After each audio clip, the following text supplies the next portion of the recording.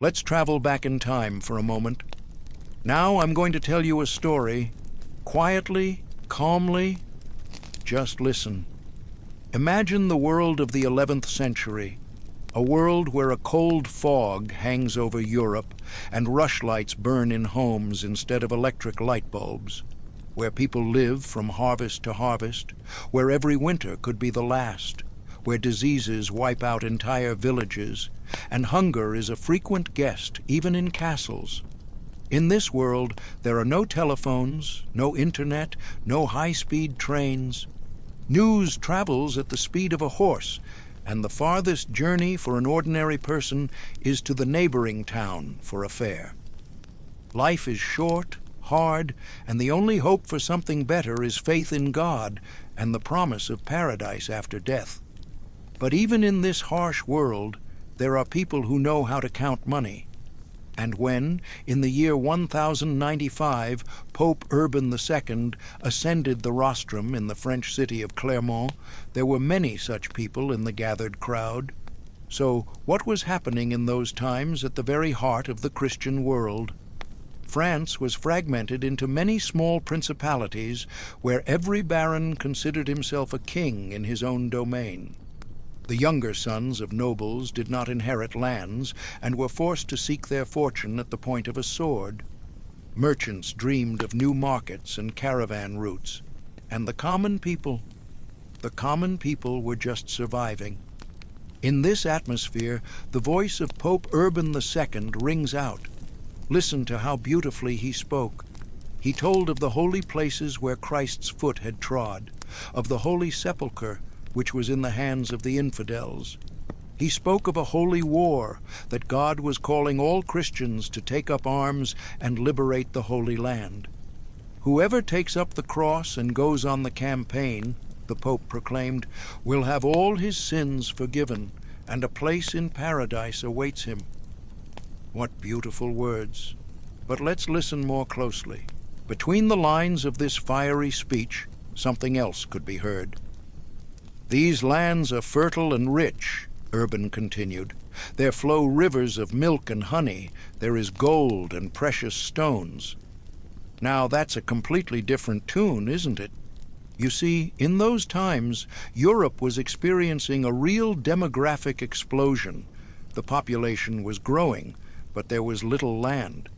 The younger sons of feudal lords received no inheritance and were doomed to a life as landless knights. Imagine a young man who only knows how to fight, but who has no castle, no land, no opportunity to marry a wealthy bride. What was left for him? To become a robber on the roads, or to hire himself out to other feudal lords for a pittance, and then, suddenly, such a prospect opens up. A holy war that will not only cleanse the soul of sins, but also provide an opportunity to conquer lands and riches. This was a true gift of fate. But the most interesting part began when the Pope's call reached the merchants, and among them the traders from the Italian maritime republics, Venice, Genoa, and Pisa, were especially quick to grasp the situation. Let's talk a little about these amazing cities. While most of Europe was agrarian, these cities already lived by trade. Venice, built on islands in a lagoon, could not feed itself through agriculture at all, only through trade and crafts. Venetian merchants were already trading with Byzantium, with the Arab lands, and they knew the value of Eastern goods, silk, spices, jewels. Imagine a Venetian merchant named, say, Marco, not the famous Polo, but an ordinary trader of the 11th century. He is sitting in his house on the canal, drinking wine and pondering the Pope's words. A holy war, he thinks. Tens of thousands of people will go to the east. They will need ships, they will need weapons, they will need food, and then, if they win, they will need goods from the east. And right then and there, Marco understands, this isn't just a war, it's the greatest commercial opportunity in history. But let's return to that day in Clermont. What was happening in the crowd as the Pope delivered his speech? Picture this scene. November, it's cold, People are huddling together. On the rostrum stands an elderly man in white robes, his voice carrying over the square. "God wills it!" the people shout in response. "God wills it!" But if we look closely at this crowd, we will see different faces and different thoughts. Here a peasant thinks, maybe it will be better in the east than here. Here a landless knight dreams of his own castle, and here a merchant is already calculating how much he can earn from supplying the Crusader army. You know what has always amazed me about this story? How quickly a religious call turned into a commercial enterprise.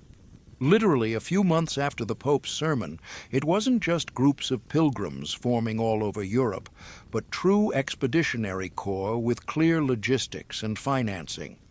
Take, for example, Duke Godfrey of Bouillon. This man was not a poor knight seeking his fortune. He was one of the wealthiest feudal lords in Europe, possessing vast lands in Lorraine.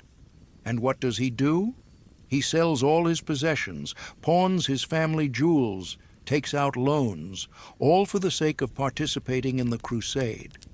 Godfrey was a genuinely religious man, but he also understood perfectly well that if the campaign was successful, he would get back much more than he spent.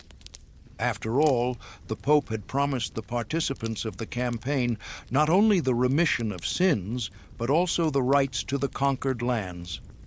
And now let's imagine a Venetian shipyard in those days. Noise, the hammering of hammers, the creaking of ropes. Masters work day and night, building ships for the Crusaders. These are not just merchant vessels. They are true transports for carrying people, horses, weapons, and provisions. Each such ship cost a fortune, but the Venetians didn't just build them to order. They concluded contracts under which they received not only money for construction and freight, but also a share in future conquests. Can you imagine? The Doge of Venice, the ruler of the Republic, became a partner in a holy war. And this was no accident. The Venetians had traded with Byzantium for centuries. They knew all the sea routes to the Holy Land. They had connections in the eastern ports. For them, the Crusades were not only a religious enterprise, but also a way to establish control over all trade in the eastern Mediterranean. But the most surprising thing is how quickly this whole system began to work. Just 1 year after the Pope's call, the first Crusader detachments were moving along the roads of Europe. And these were not just crowds of pilgrims. This was a real logistical operation. Picture this. A detachment of several thousand people is marching down the road. In the lead are knights on horseback, in armor, with lances and swords. Behind them is the infantry with shields and halberds. And following them is a huge baggage train, carts with provisions, with weapons, with tents, with money. And all of this needs to be fed, watered, and protected from robbers. Who organized all this? Certainly not priests or monks. This was handled by people who knew how to count money and plan supplies. Merchants, money changers, bankers. They turned the Holy War into a well-organized business project. And you know what's interesting? Many of these people were genuinely religious. They truly wanted to liberate the Holy Land, truly hoped to earn forgiveness for their sins. But this did not prevent them from simultaneously thinking about profit. Here, for example, is the story of a Pisan merchant. He sold all his property to equip a ship for the Crusaders. But at the same time, he took with him goods to trade in the eastern ports. "If God grants us victory," he said, "then we will liberate the Holy Sepulchre. And if, in doing so, we also make a profit from trade, then it means God is blessing our labors." Such was the logic. And you know what? It was, in its own way, honest. In those times, people did not separate religion and commerce as strictly as we do now. For a medieval person, successful trade was a sign of God's blessing. But let's get back to our Crusaders. By the year 1096, 4 main armies had been formed. One was led by Duke Godfrey of Bouillon, whom we have already mentioned. The second, by Count Raymond of Toulouse, the third by Prince Bohemond of Taranto, and the fourth by Count Robert of Flanders. Each of these armies was not just a military detachment, but also a commercial enterprise. Each had its own financiers, its own suppliers, its own trade agents. And what is especially important, each had its own plans for the future. Godfrey, for example, expected to found a Christian state in the Holy Land and become its ruler. Bohemond coveted the rich cities of Antioch. Raymond dreamed of controlling the caravan routes, and the Venetians and Genoese were already dividing up future trade concessions in the eastern ports. Do you understand how far all this was from a simple religious war?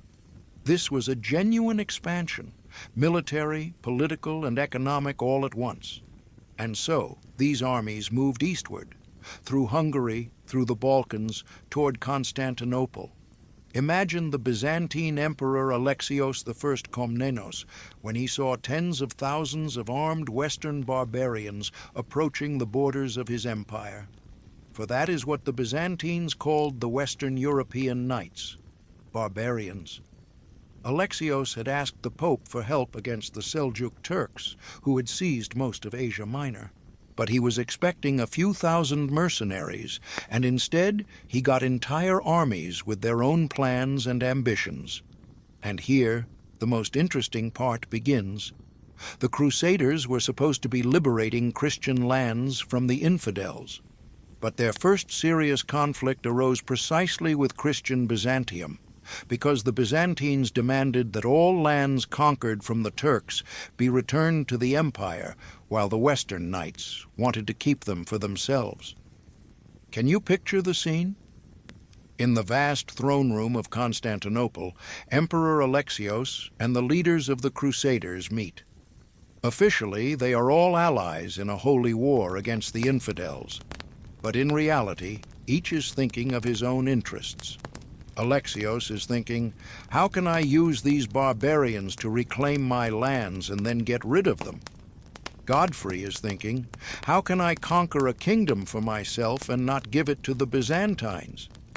And the Venetian merchants who arrived with the Crusaders are already negotiating trade privileges in the port of Constantinople. And you know what's most astonishing? All these contradictions did not prevent the First Crusade from being a success. In the year 1099, the Crusaders took Jerusalem. But what happened next definitively showed the true nature of this enterprise. Immediately after the capture of Jerusalem, it was not prayer and thanksgiving to the Lord that began, but the division of spoils and territories. Godfrey of Bouillon became the ruler of Jerusalem, but refused the royal title, calling himself the Defender of the Holy Sepulchre. Sounds beautiful, doesn't it? But in reality, it meant he was becoming the feudal ruler of the conquered lands. Bohemond captured Antioch and founded his principality there. Count Baldwin of Edessa, the brother of the same Godfrey, founded the county of Edessa. And in the port cities, Acre, Tyre, Jaffa, Italian merchants settled, having received extensive trade privileges from the new rulers. And it was then that it became finally clear that the Holy War had turned into a colonial expansion. European feudal lords received new lands and subjects, Italian merchants gained new markets and trade routes, and the Roman Church gained control over the holy places. But the most surprising thing was yet to come, because these new Crusader states very quickly turned into genuine trading posts. They traded not only with Europe, but also with their Muslim neighbors. Can you imagine? Christian knights who had come to fight the infidels were, within a few years, already concluding trade agreements with them. And this was perfectly logical. After all, the Holy Land was located at the crossroads of trade routes between Asia and Europe. Caravans with silk, spices, and jewels passed through it. To control these routes meant to receive enormous profits from duties and taxes. So, what does this all mean? The Crusades began as a religious war, but very quickly became a commercial enterprise. And this was not a betrayal of ideals, It was the harsh reality of the medieval world, where religion, politics, and economics were inextricably linked. Of course, many Crusaders sincerely believed in the sanctity of their cause. Many truly wanted to liberate the Holy Sepulchre and earn forgiveness for their sins. But even the most devout among them understood perfectly well that a holy war had to pay for itself. Otherwise, how long could one keep an army in a foreign country, thousands of kilometers from home? And so, gradually, the Crusades became what they were bound to become in the conditions of their time, a grand project of military, political, and economic expansion of Western Europe into the Middle East. A project that lasted almost 200 years and fundamentally changed the map of the world. And it all began with a simple sermon by a pope in a small French town.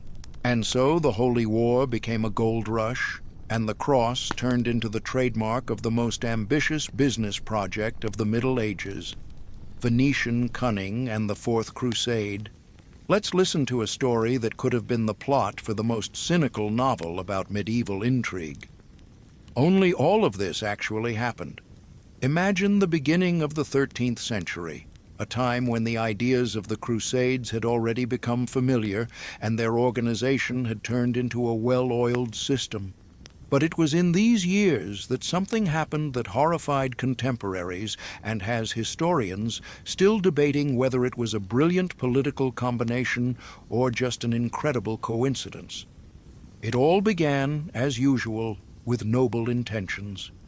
In the year 1202, Pope Innocent III called for a new crusade. The Holy Land was once again in need of aid, the Muslims were strengthening their positions, and the Christian states in the east were weakening. The call was answered mainly by French and Flemish knights, young men full of energy and faith in the righteousness of their cause. The crusade was led by Count Theobald III of Champagne and Count Baldwin IX of Flanders. These were not random adventurers, but representatives of the noblest families in Europe, men of reputation and means.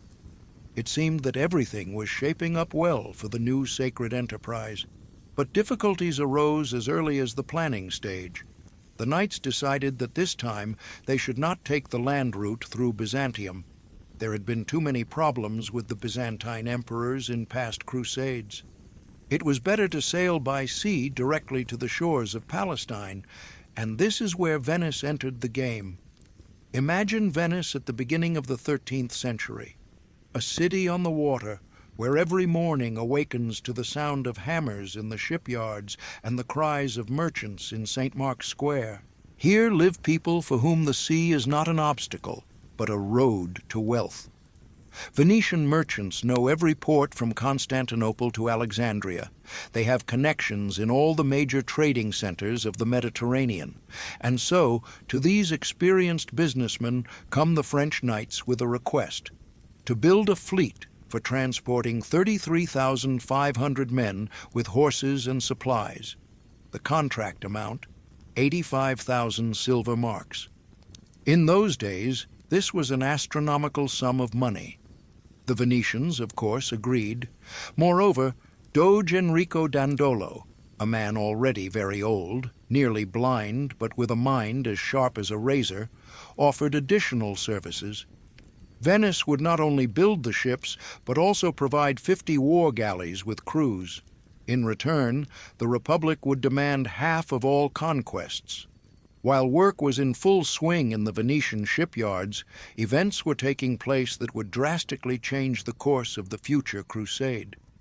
Count Theobald of Champagne suddenly died, and many knights, upon learning the size of the upcoming expenses, simply did not show up in Venice. Instead of 33,500 men, no more than 11,000 arrived in the city. Imagine the situation. The ships are built, the money is spent, but there is no one to pay the freight charges. The Crusaders had only 35,000 marks instead of the required 85,000. And it was here that Doge Dandolo displayed all his political genius. He did not argue, nor did he demand immediate payment. Instead, the 90-year-old blind ruler proposed an elegant solution. Venice would defer the payment, but in return, the Crusaders would do the Republic a small favor. They would help the Venetians recapture the city of Zadar, which had recently come under the protection of the Hungarian king. And here begins the most astonishing part of the story. Zadar was a Christian city, inhabited by Christians, under the protection of a Christian king. Attacking it meant war not with infidels, but with fellow believers. Many Crusaders understood this perfectly well. Heated debates arose in the camp. An abbot from Var tried to persuade the knights to refuse to participate in this venture. He reminded them that the Pope had strictly forbidden attacking Christian lands under threat of excommunication. But what was to be done? There was no money, the ships were ready, and without the Venetian fleet, there was no way to get to the Holy Land. In the end, practical considerations triumphed over religious doubts. In the fall of the year 1202, the combined fleet of Crusaders and Venetians headed for the shores of Dalmatia. Doge Dandolo, despite his age and blindness, personally took the cross and went on the campaign. The siege of Zadar did not last long. The city surrendered after a few days of resistance. And here, the full cynicism of the situation became apparent. The Crusaders, called to fight for the liberation of the Holy Sepulchre, were engaged in plundering a Christian city. True, the Venetians tried to minimize the destruction. They needed a prosperous port, not a pile of ruins. Pope Innocent III, upon learning what had happened, was furious. He excommunicated all participants in the attack on Zadar. But then a diplomatic game began. The Venetians declared that they were not actually Crusaders, but were simply helping the holy cause for money. The French knights swore that they had been forced to participate in the siege against their will. In the end, the Pope lifted the excommunication from the Crusaders, but left it in place for the Venetians. However, this bothered Doge Dandolo very little. For him, the political interests of the Republic were always more important than ecclesiastical sanctions. The fleet spent the winter of 1202 to 1203 in Zadar, and it was here that a meeting took place that would definitively determine the fate of the crusade. A young man named Alexios, the son of the deposed Byzantine Emperor Isaac II Angelus, came to the Crusaders. Alexios told a sad story. His father had been blinded and thrown into a dungeon by his own brother, Alexios III, who had seized the imperial throne. The young prince had fled to the west and was now asking the Crusaders for help in restoring justice. But, of course, he was not just asking for help. He was proposing a deal. If the Crusaders helped him restore his father to the throne, the new Byzantine government would pay them 200,000 silver marks, provide provisions for a year, give 10,000 soldiers for the crusade to the Holy Land, and, most importantly, subordinate the Greek Church to the Roman Pope. The offer was tempting, especially for the Venetians. Doge Dandolo understood perfectly the benefits of controlling Constantinople, the main trading hub between Europe and Asia. For Venice, this was an opportunity to crush the competition from Pisa and Genoa in the eastern trade once and for all. The French knights hesitated longer. Many of them sincerely wanted to get to the Holy Land, not to participate in Byzantine dynastic disputes. But the arguments were convincing. Without Byzantine gold, the crusade to Palestine was doomed to fail anyway, and helping a rightful emperor was a godly deed. In the end, the majority agreed to the new plan. True, a part of the Crusaders, led by Simon de Montfort, left the campaign, heading to the Holy Land by other routes, but the main army accepted the Byzantine prince's offer. In the summer of the year 1203, the fleet set sail for Constantinople. The appearance of the Western ships in the Bosphorus made a stunning impression on the inhabitants of the capital. Emperor Alexios III tried to organize resistance, but his position was too weak. The first siege of Constantinople ended successfully for the Crusaders. Alexios III fled the city, and the citizens freed the blind Isaac II from prison and proclaimed him emperor. Alongside him, his son Alexios IV ascended the throne, the same young man who had turned to the Crusaders for help. It seemed that everything had ended as well as it possibly could. Justice had triumphed, legitimate authority was restored, and the Crusaders had received a generous reward for their efforts. But the reality turned out to be far more complicated than the noble plans. The problem was that the new emperors had promised far more than they could deliver. The Byzantine treasury was empty. It proved impossible to raise 200,000 silver marks. Alexios IV's attempts to squeeze money from his subjects caused discontent among the people, and his willingness to subordinate the Greek Church to Rome finally turned the Constantinople clergy against him.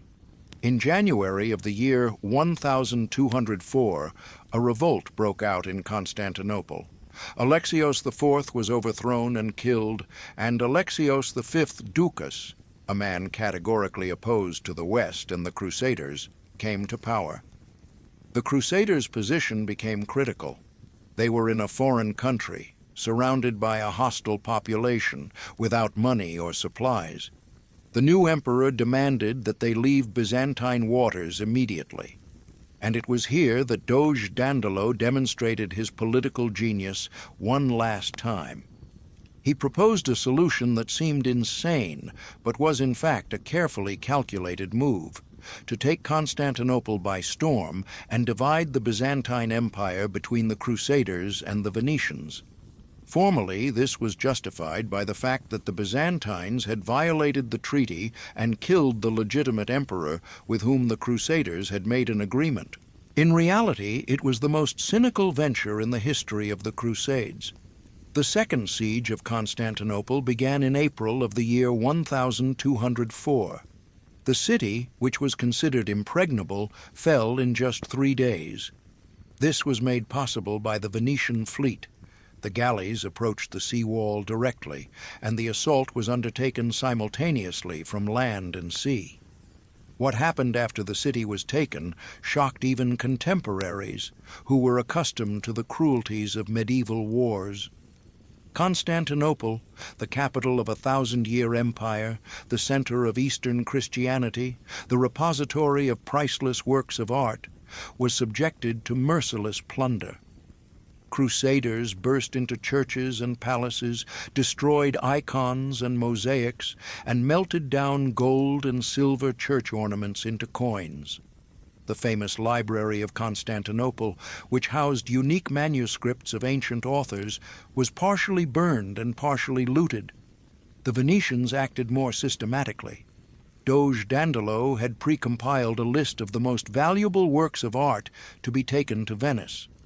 It was then that the famous bronze horses, which had previously adorned the Hippodrome of Constantinople, ended up in St. Mark's Basilica.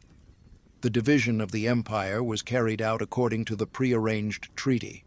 The Crusaders received 3/8 of all Byzantine lands, the Venetians another 3/8. The remaining quarter went to the Patriarch of Constantinople, who now had to submit to the Roman Pope. Count Baldwin of Flanders was elected emperor of the new Latin Empire. The Venetians received key trading posts: the islands of Crete and Euboea, ports in the Peloponnese and Thrace, and quarters in Constantinople itself. For Venice, this was a complete victory. The Republic gained control over all trade in the eastern Mediterranean. Genoa and Pisa were driven out of the Byzantine markets, and Venetian merchants received unprecedented trade privileges. But what became of the original goal of the crusade, the liberation of the Holy Land? Most of the Crusaders never made it there. They remained in Greece, founding new duchies and principalities on the ruins of the Byzantine Empire. Pope Innocent III, upon learning of the sack of Constantinople, was furious.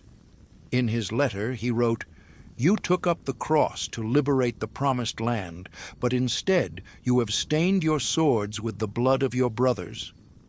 But it was too late. The deed was done. However, the Pope quickly reconciled himself to the accomplished fact. The submission of the Greek Church to Rome had long been a dream of the Roman pontiffs, and if it happened this way, well, God's will is inscrutable. The Fourth Crusade became a turning point in the history of relations between East and West. The Byzantine Empire, weakened and dismembered, never recovered its former power. When the Byzantines recaptured Constantinople in the year 1261, the empire was but a shadow of its former greatness. For the Venetians, the Crusade was a triumph. For the following centuries, the Republic of St. Mark dominated Eastern trade, and the wealth plundered in Constantinople allowed for the construction of the magnificent palaces and churches that still adorn the city on the lagoons today. For the very idea of crusades, the Fourth Crusade was a disaster. The prestige of the holy wars was undermined, and trust in their spiritual motives was lost. It became clear to everyone that the Crusades had long since become an instrument of political and economic interests. And yet, reflecting on these events today, it is impossible not to admire the political skill of Doge Dandolo. The 90-year-old blind old man managed to pull off an operation that, in one fell swoop, made Venice the ruler of the seas. He used the religious enthusiasm of the Crusaders to achieve entirely secular goals and was completely successful. Of course, from a moral point of view, his actions seem cynical. But in the context of medieval politics, it was a brilliant combination, worthy of admiration even from its opponents.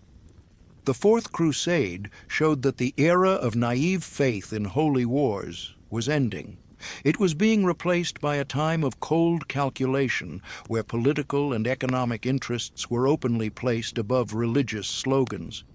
And so, to the sound of Venetian bells, to the murmur of waves washing the steps of the Doge's palace, one of the most amazing ventures in history came to an end. A venture that began as a holy war and turned into a grand commercial enterprise. The Crusaders set out to liberate the Holy Sepulchre and ended up sacking the main city of Eastern Christianity. The Venetians helped a holy cause and got a trading empire. And all this happened under the banner of the cross, to the singing of religious hymns with the blessing of the Church. Such was the price of Venetian cunning, and such was the reality of the Crusades at the beginning of the 13th century. Trading houses and bankers of the Crusades. Let's pause for a moment and imagine a quiet evening in medieval Florence. In the stone house of one of the city's wealthiest families, candles are burning, illuminating a long table covered with parchment scrolls, account books, and pouches of coins from different countries. The master of the house is not a knight or a priest, but a merchant, a man who knows how to turn ideas into gold, and gold into even bigger ideas. It was such people who became the true architects of the Crusades. Not popes or kings, but bankers and traders created the financial system without which the holy wars would have been simply impossible. And what's surprising is that many of the instruments they invented 800 years ago, we still use today. Let's start with the fact that the Crusades were incredibly expensive undertakings. To equip a single knight cost as much as a small village earned in a whole year. And we are not talking about one knight, but tens of thousands of people who needed to be armed, fed, transported across half of Europe, and supported in distant lands for months or even years. Where did such money come from? Of course, many crusade participants sold their lands, pawned family jewels, and took out loans against future income. But this was not enough.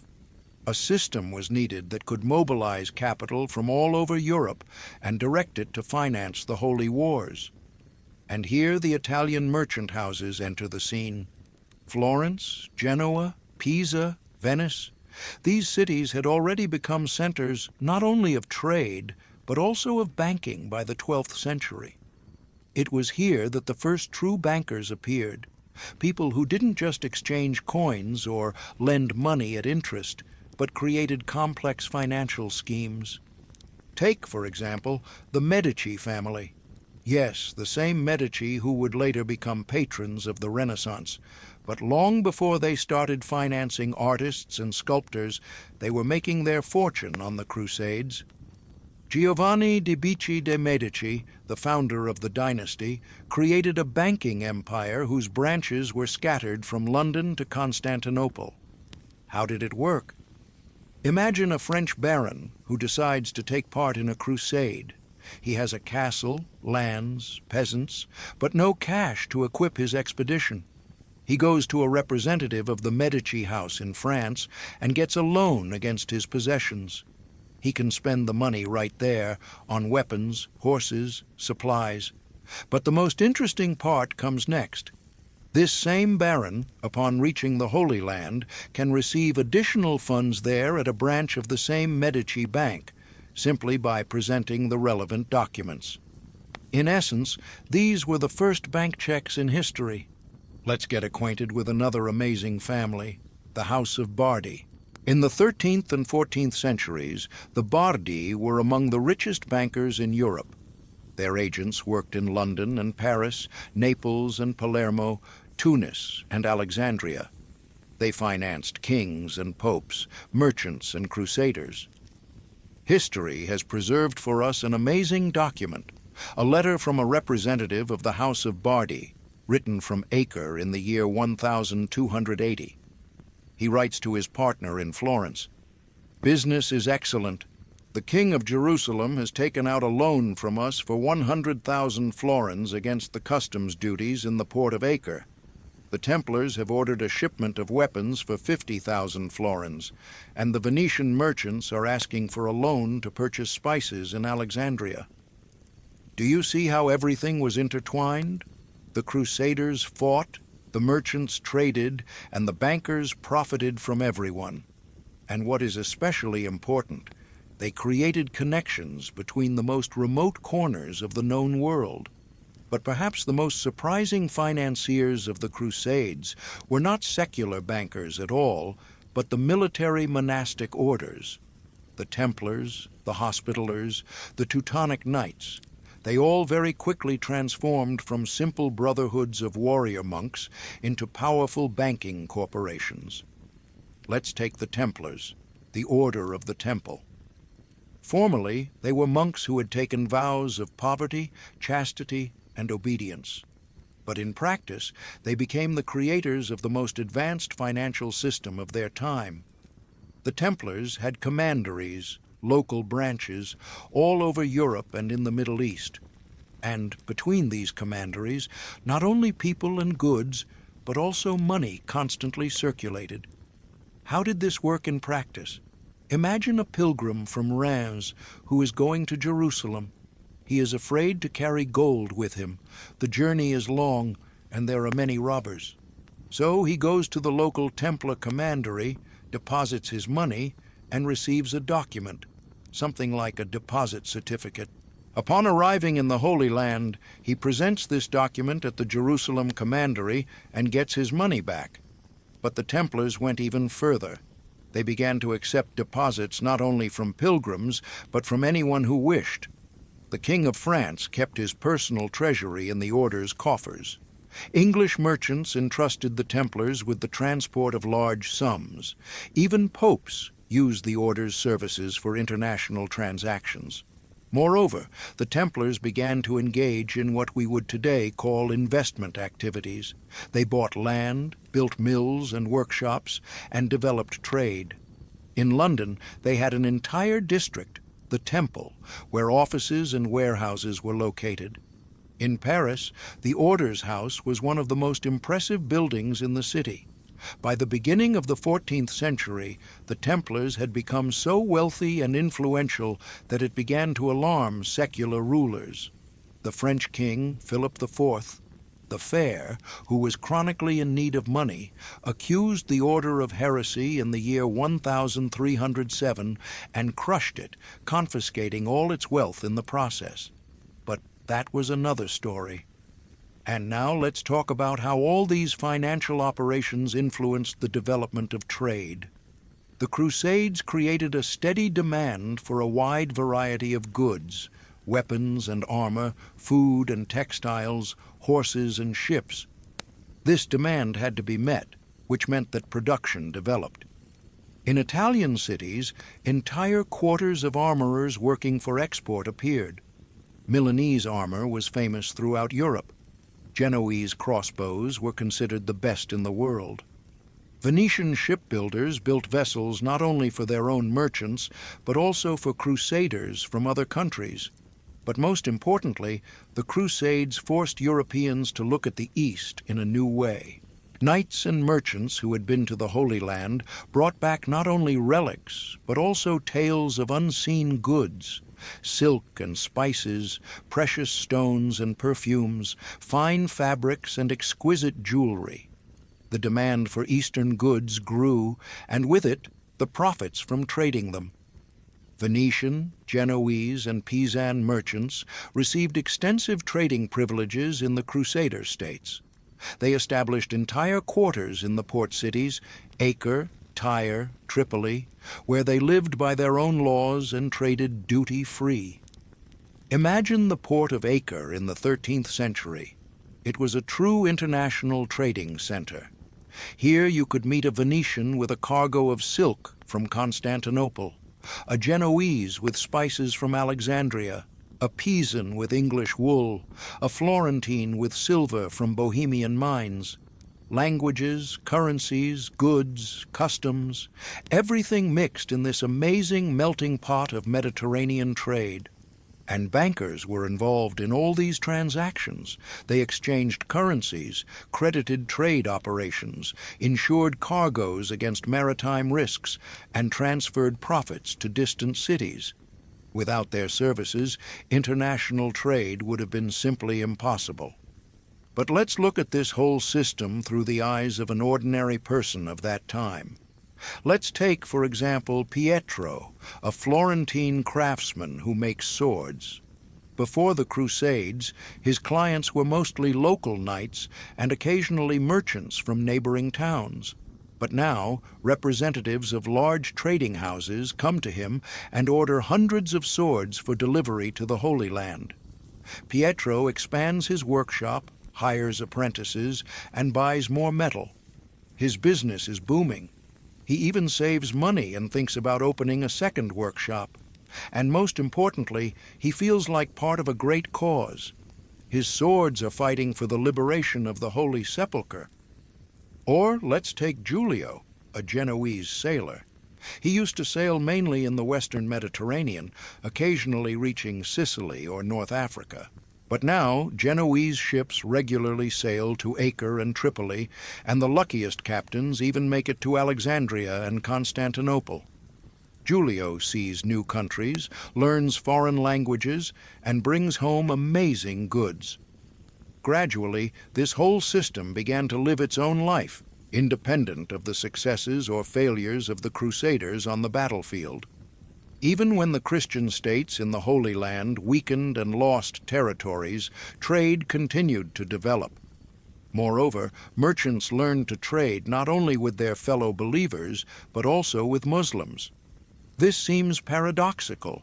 Officially, a holy war was being waged against the infidels, but in practice, Christian and Muslim merchants were making mutually beneficial deals. In Alexandria, you could find a Venetian buying spices from an Arab trader. In Damascus, a Genoese merchant was selling European fabrics to Muslim buyers. Of course, the Church tried to forbid this. Popes issued bulls prohibiting trade with infidels under threat of excommunication. But the profits from Eastern trade were too great to be given up, and merchants found ways to circumvent the prohibitions. One of the most interesting phenomena of this era was the emergence of international fairs. The most famous were the fairs in Champagne, a county in eastern France. Merchants from all over Europe gathered here.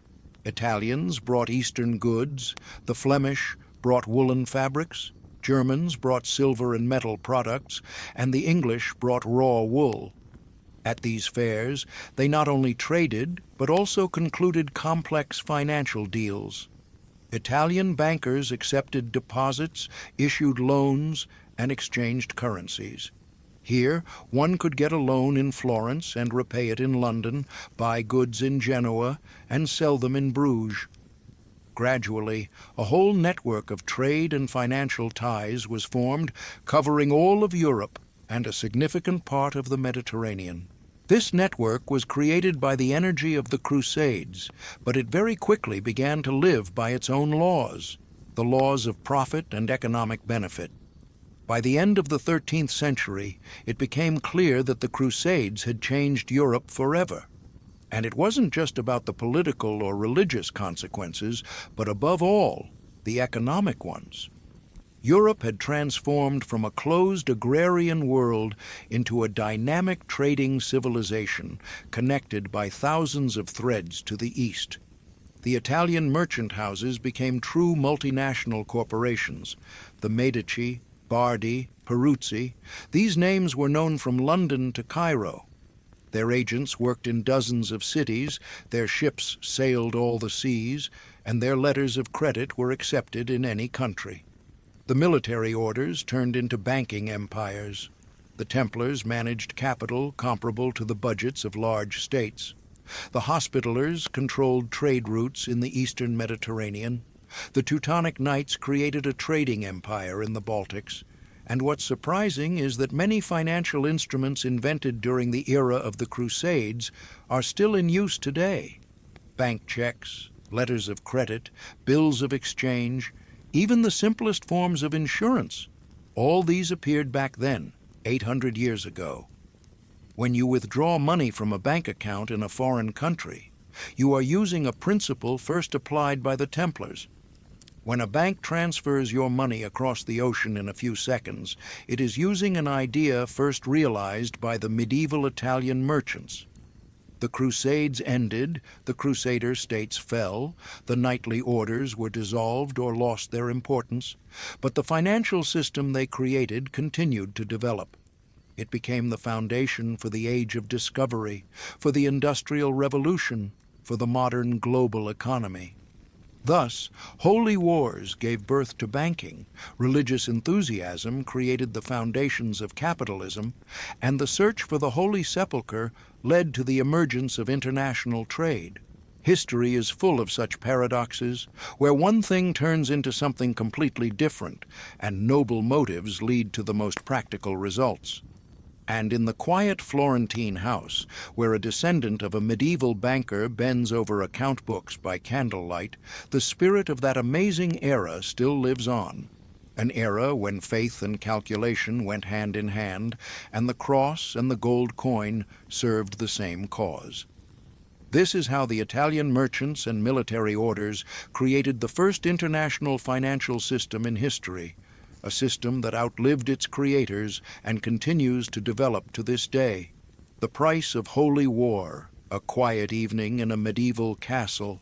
The wind howls outside the window, logs crackle in the hall, and by candlelight, the master of the castle is bent over parchment scrolls. These are not love letters or chivalric romances. They are bills, promissory notes, mortgage documents.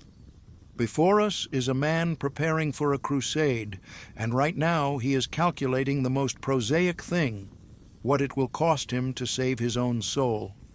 Let's start with the simplest thing, the equipment of a single knight.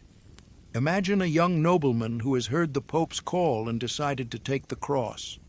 What will he need? First of all, armor. A good suit of mail cost as much as a small village produced in a year. A helmet, shield, sword, lance. Each item required the work of a skilled craftsman and cost a considerable amount of money. But armor is not all. A war horse is needed, or better yet, two, one for battle, the other for regular riding. A good war horse cost as much as a herd of 100 head of ordinary cattle. harness, a caparison, spare horseshoes were also needed, and then servants, a squire, a groom, a cook. All of them had to be fed, clothed, and armed. As a result, equipping a single knight cost a sum for which one could buy an entire village with peasants and livestock. And these were only the initial expenses before he even set out on his journey. And now, let's imagine the scale of the enterprise. About 100,000 people participated in the First Crusade. Of course, not all of them were knights. Most were foot soldiers, servants, merchants, pilgrims. But even if there were only a few thousand knights, the total cost of their equipment amounted to an astronomical sum. Where did such money come from? Many knights sold their lands. Godfrey of Bouillon, for example, sold the Duchy of Bouillon to his brother for 1,500 silver marks and mortgaged the county of Verdun to the Bishop of Liège for 1,000 marks with the right of redemption. Robert of Normandy mortgaged his duchy to the King of England for 10,000 silver marks. But what did those do who did not have such vast possessions? They took out loans against future income, pawned family jewels, and borrowed from the church with a promise of donations. All of Europe became covered in a web of debt obligations. However, the costs of equipment were only the beginning. Next came logistics, the most expensive part of any military operation. The army had to be fed every day. A person needed at least 2 pounds of bread a day, plus meat, wine, and salt. A horse needed even more: oats, hay, and straw. When passing through friendly lands, provisions could be bought at local markets. But prices immediately skyrocketed as soon as an army of several thousand people appeared. It's a simple economic law: demand exceeds supply, and prices rise. And what happened when passing through hostile territories? There, they had to carry everything with them or take it by force. Both options were very expensive. The supply train stretched for many miles, moved slowly, and required protection. And pillaging, although it did not require monetary costs, led to conflicts with the local population and slowed down progress. A special expense item was sea transport. The overland journey to the Holy Land took many months and was associated with huge losses from disease, hunger, and attacks. It was much faster and safer to travel by sea. But this required ships, many ships. The construction of one large transport vessel cost an amount comparable to the annual income of a wealthy county. And to transport an army, dozens of such ships were needed. The Venetians, Genoese, and Pisans gladly took on such orders, but for an appropriate fee. During the Fourth Crusade, the Venetians demanded 85,000 silver marks for the construction of a fleet, a sum that exceeded the annual revenues of many European kingdoms, and this did not include the cost of freight, crew maintenance, and cargo insurance. But even after reaching the Holy Land, the Crusaders could not relax. War in a foreign country was an even more expensive affair than the journey to it. Here, everything had to be bought at inflated prices or delivered by sea from Europe. Iron for weapons, horses to replace the fallen, clothing, shoes, medicine. All of this cost several times more than at home. A city siege could last for months. It was necessary to build siege engines, dig tunnels, and erect fortifications. All this required not only people, but also materials: wood, ropes, iron, stones. And materials were scarce in treeless Palestine. In addition, the army suffered constant losses. The killed and wounded had to be replaced with new fighters, and new men meant new expenses for their armament, training, and maintenance. The Church, of course, tried to help finance the Crusades. Popes declared special taxes, a 20th, a 10th, a 40th, meaning a 20th, 10th, or 40th part of all clergy income had to go to the needs of the crusade. But even this was not enough. Then the church came up with a brilliant move, the sale of indulgences. Anyone could buy forgiveness for their sins by contributing a corresponding amount to the Crusades' treasury. Prices were flexible. A rich merchant paid more, a poor peasant less, but everyone could contribute to the holy cause. The sale of indulgences brought in enormous revenues. According to some estimates, in the first 100 years of the Crusades alone, the Church collected sums comparable to the budgets of the largest European states. Secular rulers did not stay on the sidelines either. Kings introduced special taxes for the Crusades. The most famous was the Saladin tithe, introduced in the year 1188 in England and France after the fall of Jerusalem. According to this tax, every subject, from peasant to count, had to give a tenth of their income and movable property for the needs of the new crusade. The collection of this tax turned into a real census. Officials went from house to house, describing property and calculating incomes. The resistance was enormous. People hid money, understated their incomes, and complained of injustice. But the royal power was adamant. Money for the crusade was needed at any cost. The English king, Richard the Lionheart, went even further. He began to sell off government positions, titles, and even entire counties. He allegedly told his chancellor, William Longchamp, "If I could find a buyer, I would sell London itself."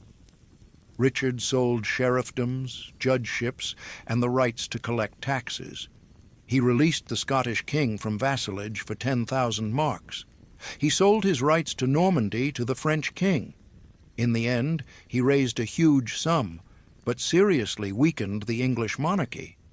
The French king, Philip II Augustus, acted more cautiously, but also did not stop at extreme measures.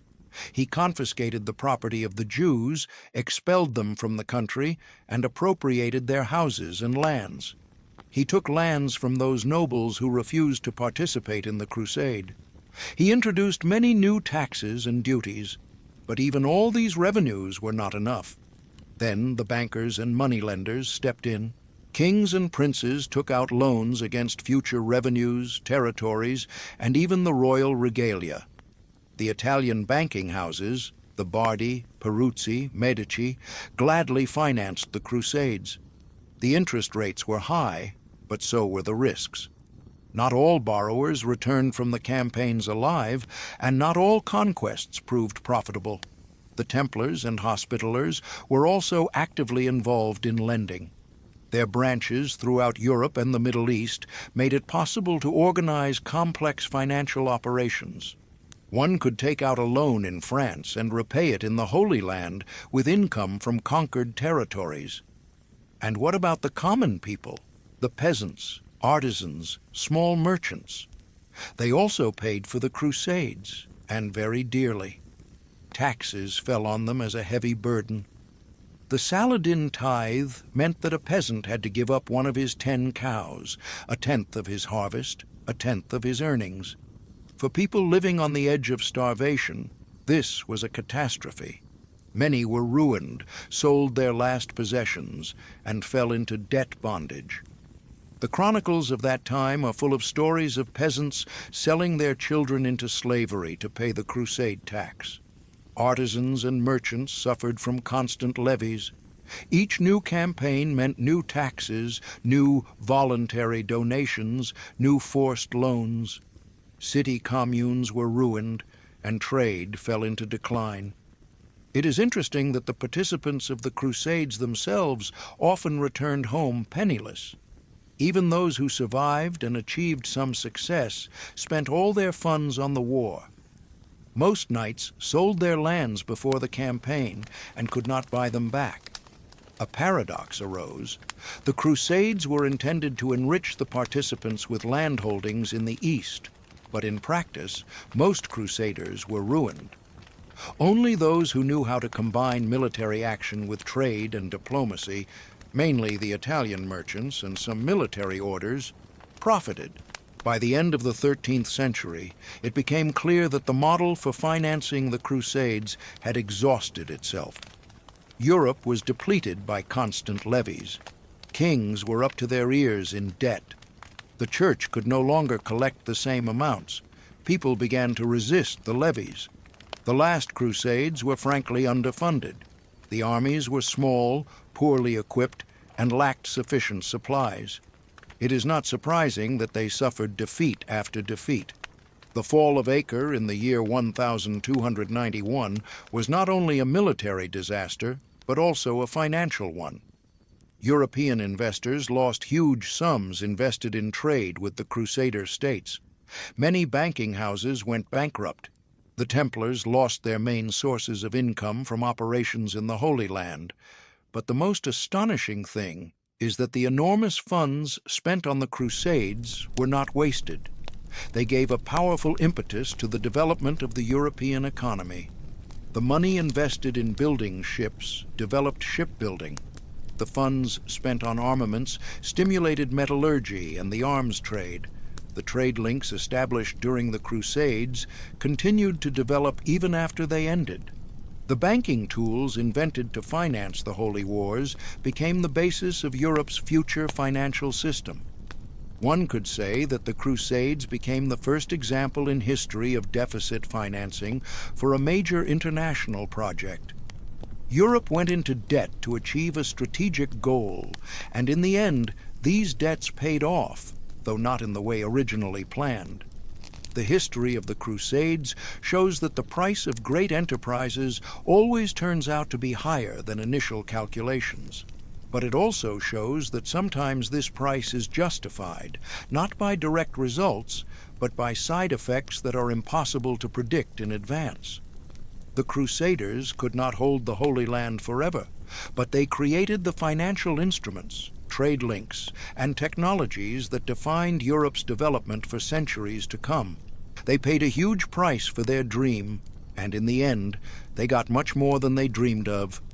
Such was the true price of the Holy War, a price paid by kings and peasants, merchants and artisans, the church and the laity. A price that changed the face of Europe and laid the foundations for future prosperity. The Crusader states as trading corporations. A hot afternoon in the 12th century, the bustling streets of Acre, the main port of the Kingdom of Jerusalem.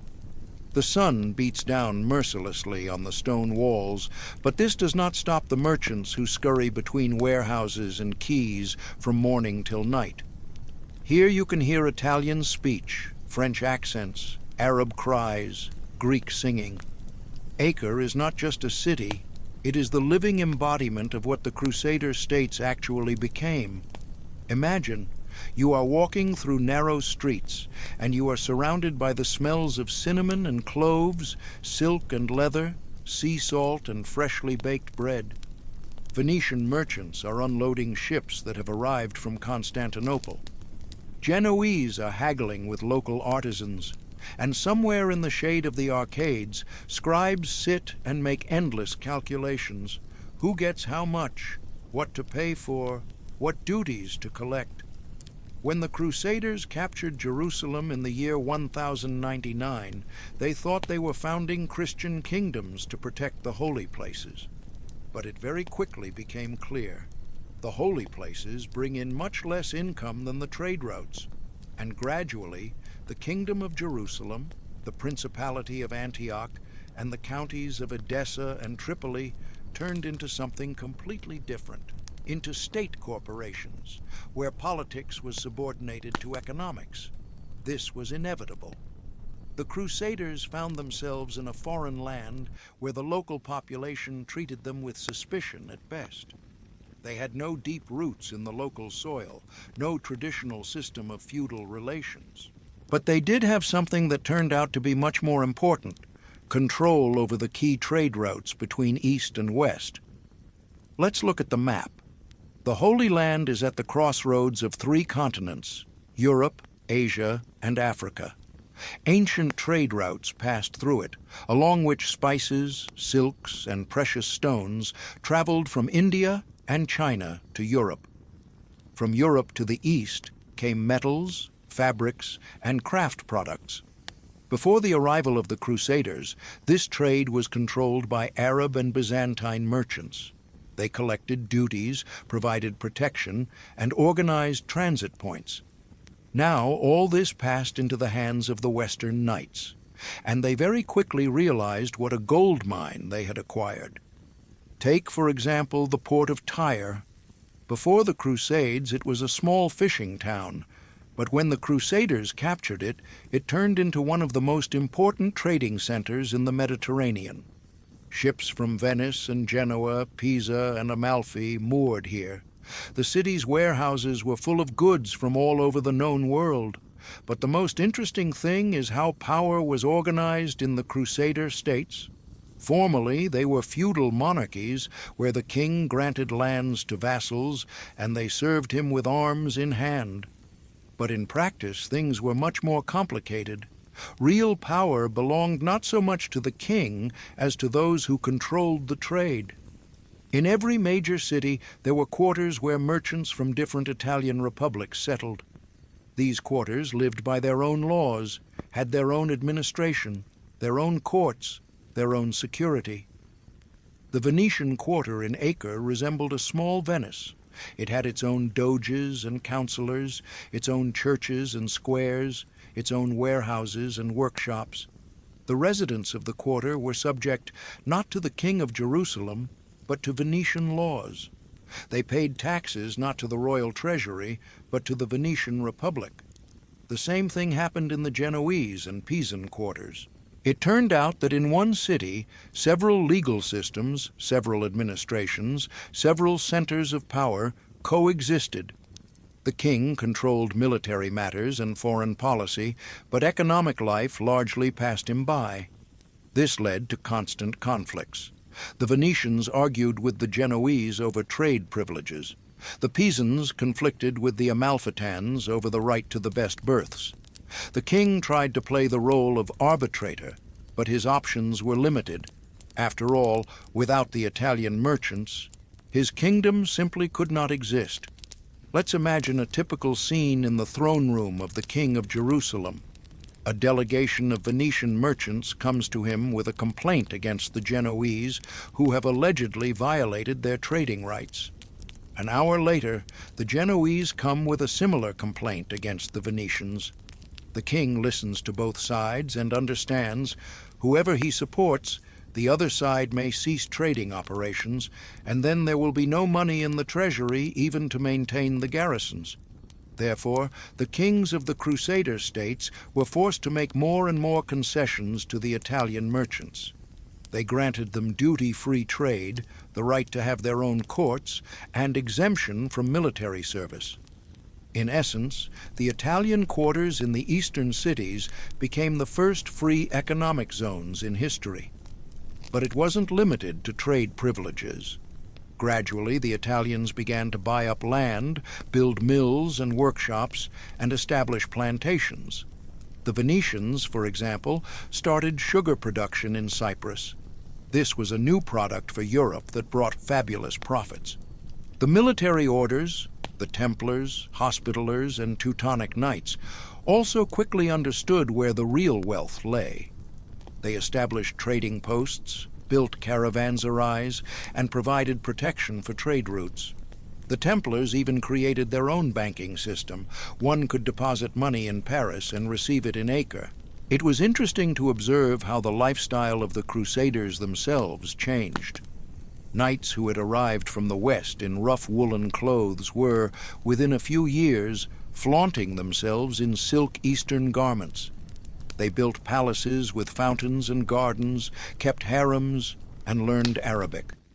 Contemporaries wrote with horror about how quickly the Crusaders went native and adopted Eastern customs. But in fact, this was a natural process of adaptation. To trade successfully with the local population, one needed to understand their culture and traditions. Moreover, the Crusaders very quickly realized that fighting was unprofitable, while trading was profitable. War destroys trade routes, scares away merchants, and requires large expenditures on the army. And peace allows for the development of trade, the collection of duties, and the accumulation of wealth. Therefore, the Crusader states increasingly concluded trade agreements with their Muslim neighbors. Officially, a holy war for the faith was being waged between them, but in practice, Christian and Muslim merchants peacefully traded with each other under the protection of both sides. This caused outrage in Europe. Popes issued bulls prohibiting trade with the infidels. Preachers accused the Crusaders of betraying the Christian faith. But economic interests proved stronger than religious prejudices. Imagine a caravan setting out from Damascus to Acre. It carries silks and spices that Damascene merchants bought from traders in Baghdad and Samarkand. In Acre, these goods will be reloaded onto Venetian ships and taken to Europe. Along the way, the caravan will pass through lands controlled by both Muslims and Crusaders. Both will collect duties, but no one will interfere with the trade.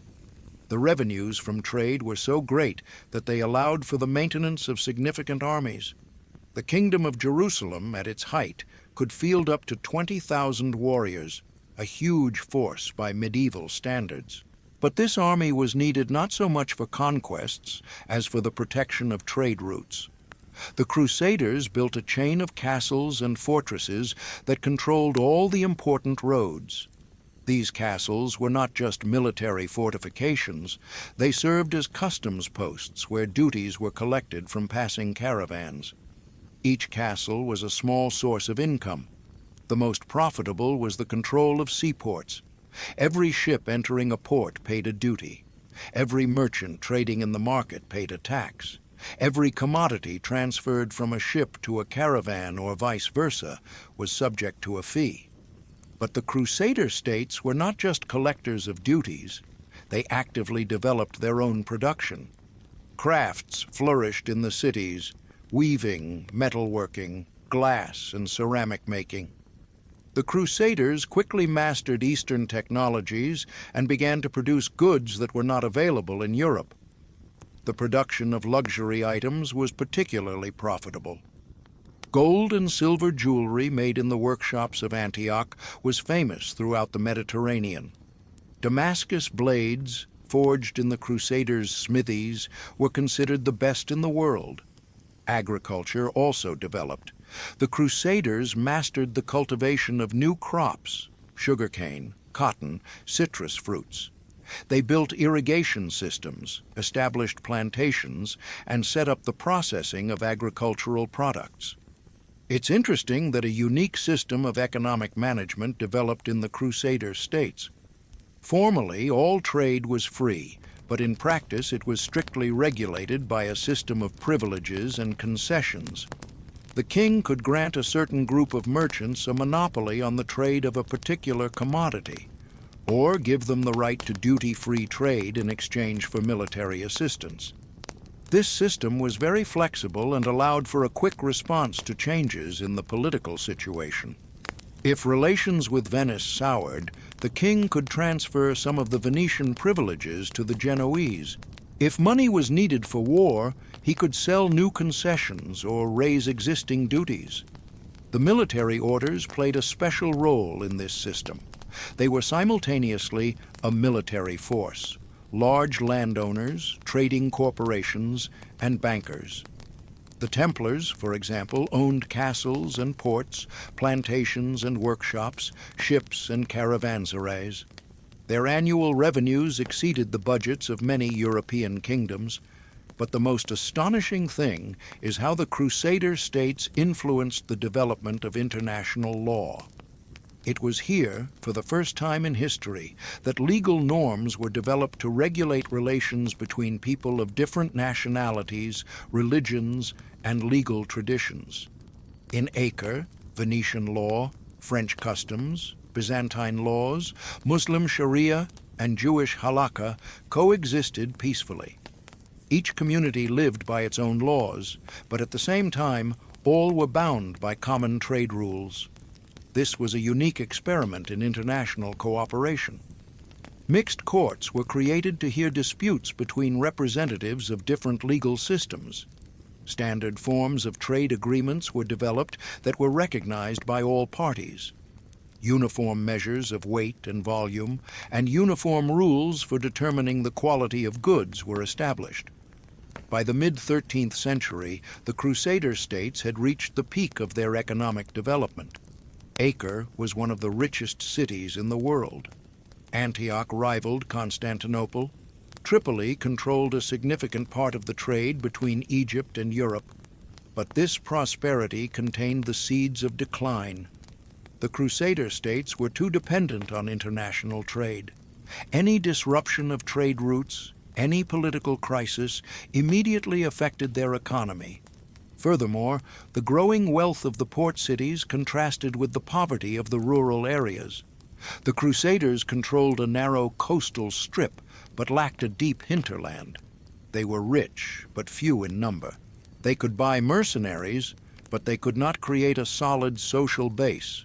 When the international situation changed at the end of the 13th century, when the Mongols disrupted traditional trade routes, when the Egyptian Mamluks began a systematic offensive against the Crusader states, when interest in Eastern trade declined in Europe, the economic model of the Crusader states proved to be unviable.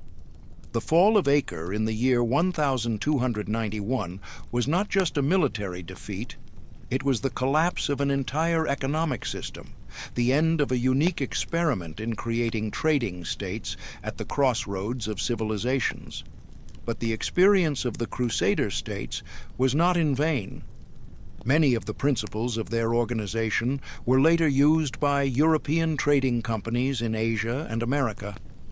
The Dutch and English East India companies, the trading posts in India and China, all of them, to one degree or another, repeated the model first tested in the medieval Holy Land. The history of the Crusader states shows that economic interests often prove stronger than ideological motives. The Crusaders came to the East to liberate the Holy Sepulchre, but they stayed there to make money. They created not theocratic states, but trading corporations. And there was no betrayal in this. It was a natural evolution dictated by the conditions of place and time. Perhaps if the Crusaders had honestly admitted to themselves from the beginning that their main interest was trade, not religion, their states would have lasted longer. But history does not know the subjunctive mood. One can only marvel at how quickly and naturally the Holy War turned into a commercial enterprise and the Crusader knights into medieval entrepreneurs. And in the noise of the Acre market, in the cries of merchants and the jingle of coins, the echo of that amazing era can still be heard, an era when the first state corporations in history arose at the crossroads of worlds. The Holy Orders, the first transnational corporations. Let's transport ourselves to the quiet halls of the Paris Temple, the main residence of the Knights Templar at the beginning of the 14th century. Imagine a spacious room with stone vaults, where by candlelight men in white cloaks with red crosses are bent over long tables. But these are not prayers, not military plans. They are financial reports, trade agreements, banking operations. An amazing picture unfolds before us. Monks who have taken a vow of poverty are managing capital that exceeds the treasuries of kingdoms. Warriors who have sworn to serve only God are doing business with merchants and bankers all over Europe. Men who have renounced the world are creating the most modern commercial structures of their time. The history of the military religious orders begins simply and nobly. After the capture of Jerusalem, crowds of pilgrims began to flock to the Holy Land. The journey was dangerous. Robbers, wild animals, and diseases lay in wait for travelers at every step. Protection was needed. Help was needed. And so, in the year 1119, a group of French knights led by Hugues de Payens founded a brotherhood to protect pilgrims. They settled near the Temple of Solomon in Jerusalem, hence the name Templars, meaning of the temple. At first, there were only 9 of them. They had no money, no property, and they lived on alms. But the situation changed very quickly. The idea of protecting pilgrims found a fervent response in Europe. Donations flowed in like a river. In the year 1139, Pope Innocent II issued a bull that granted the Templars unprecedented privileges. They paid no taxes, were not subject to local bishops, and answered only to the Pope. Imagine what this meant in practice. The order received the right to trade freely without paying duties. It could build churches and collect tithes. Its members were not subject to secular courts. In essence, the Templars became a state within a state, with their own laws, their own economy, their own army. And they used this very skillfully. Donations were not just stored in treasuries, they were put into circulation. The order began to buy up land all over Europe. By the end of the 12th century, the Templars had holdings in France and England, in Germany and Spain, in Italy and Hungary. But land was only the beginning.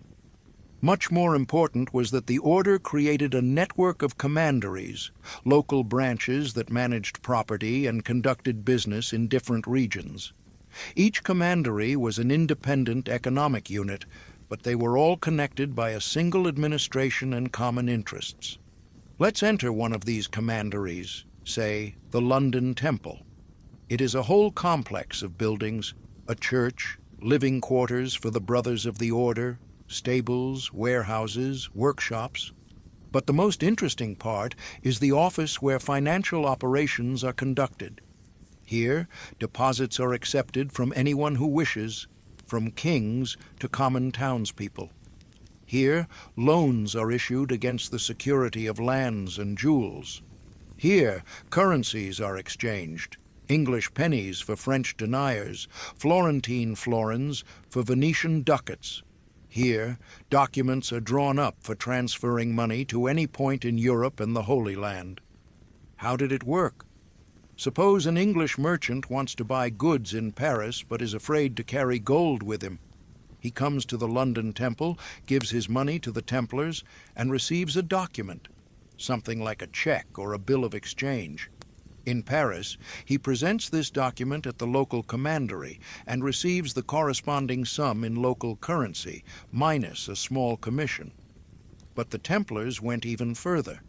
They began to engage in what we would today call investment activities.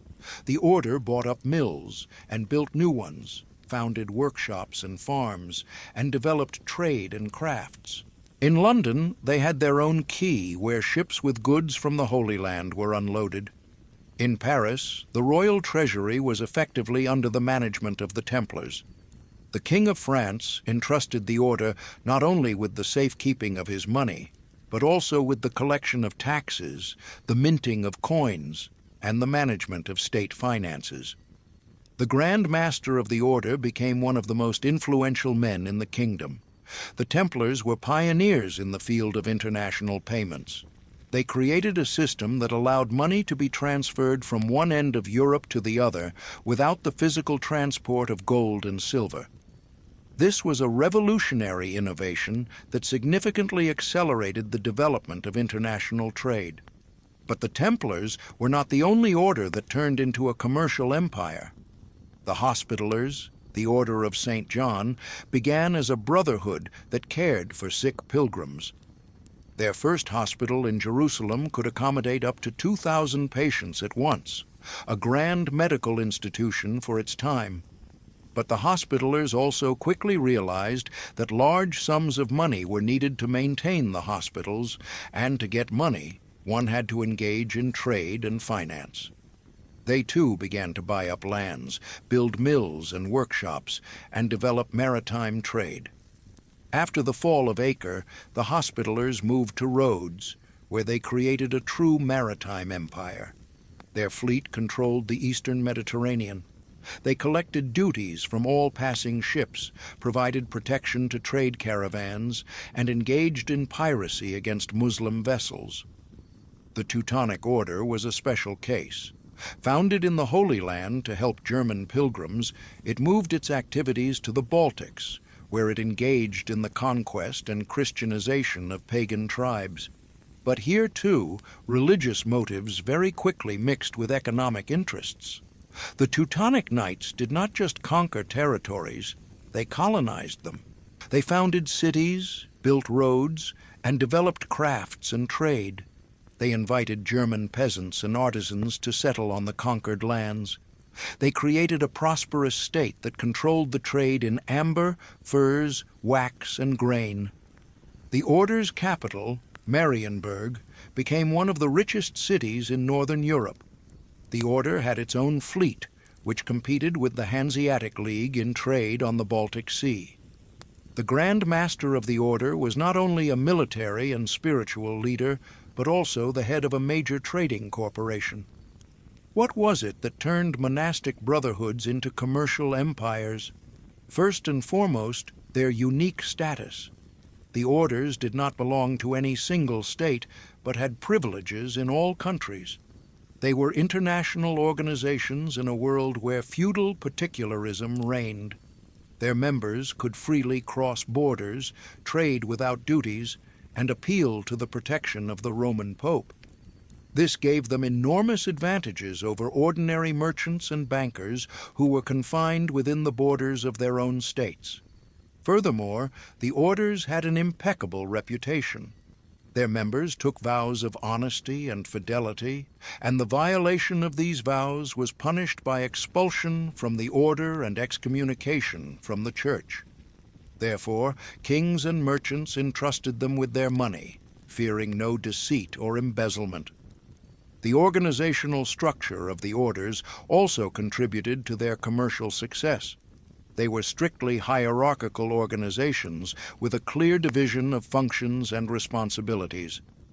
Each commandery reported to higher authorities, every transaction was recorded in writing, and every income and expense was controlled. In an era when most commercial transactions were based on verbal agreements and personal trust, the orders created a system of written accounting and reporting that was much more reliable and efficient. They were also pioneers in the field of standardization. The measure of weight in the London commandery was the same as in the Parisian or Jerusalem one. The quality of silver in the coins minted by the order met a single standard everywhere. This greatly simplified trade operations. Let's imagine a typical day in the life of a commander, the manager of one of the local branches of the order. In the morning, he attends Mass in the order's church. Then he receives reports from the managers of the order's estates. How much grain has been harvested, how much milk has been produced, what profit has been made from the sale of wool. After that, he goes to the office, where merchants wishing to take out a loan or deposit money for safekeeping await him. He reviews applications, checks the solvency of borrowers, and signs contracts. In the evening, he prepares a report for his superiors. How much money has been received, how much has been disbursed, what transactions have been carried out. This was the work of a banker rather than a monk. But the commander sincerely believed he was serving God. After all, the order's income went to maintaining hospitals, protecting pilgrims, and fighting the infidels. By the beginning of the 14th century, the military religious orders had become so wealthy and influential that it began to alarm secular rulers. The Templars, for example, owned 9,000 estates across Europe. Their annual revenues exceeded the budgets of most kingdoms. They lent money to kings and popes and financed wars and trade expeditions. This wealth inevitably bred envy and suspicion. It was said that the Templars had become too proud, that they had forgotten their monastic vows, that they secretly worshipped the devil. Most of these accusations were baseless, but they reflected a growing discontent with the influence of the orders. The French king, Philip IV, the Fair, who was chronically in need of money, decided to take advantage of these sentiments. In the year 1307, he arrested all the Templars in France, accusing them of heresy and blasphemy. Under torture, some knights confessed to various crimes. The trial of the Templars lasted for 7 years and ended with the dissolution of the order. The Grand Master, Jacques de Molay, was burned at the stake in the year 1314. The order's property was confiscated and transferred to the Hospitallers, although the majority of it went to the King of France. This was the end of the most successful medieval transnational corporation. But the Templars' experience was not in vain. Their methods of banking, their organizational principles, and their trade connections were adopted and developed by other structures. Italian banking houses, the Medici, Bardi, Peruzzi, largely replicated the Templar model, creating networks of branches throughout Europe. Later, this model was used by the trading companies of the Age of Discovery, the East India Companies, the Levant Company, the Muscovy Company. The Hospitallers outlived the Templars by several centuries. They moved from Rhodes to Malta, where they created a maritime empire that lasted until the end of the 18th century. The Teutonic Order transformed into a secular state, Prussia, which later became the core of the German Empire. But the era of the military religious orders as commercial corporations was over. The world was changing, and new forms of organizing trade and banking were emerging. Religious motivation was giving way to purely economic interests. However, the influence of the orders on the development of the European economy was enormous. They created the first international banking networks, developed the foundations of modern accounting, and laid down the principles of corporate governance.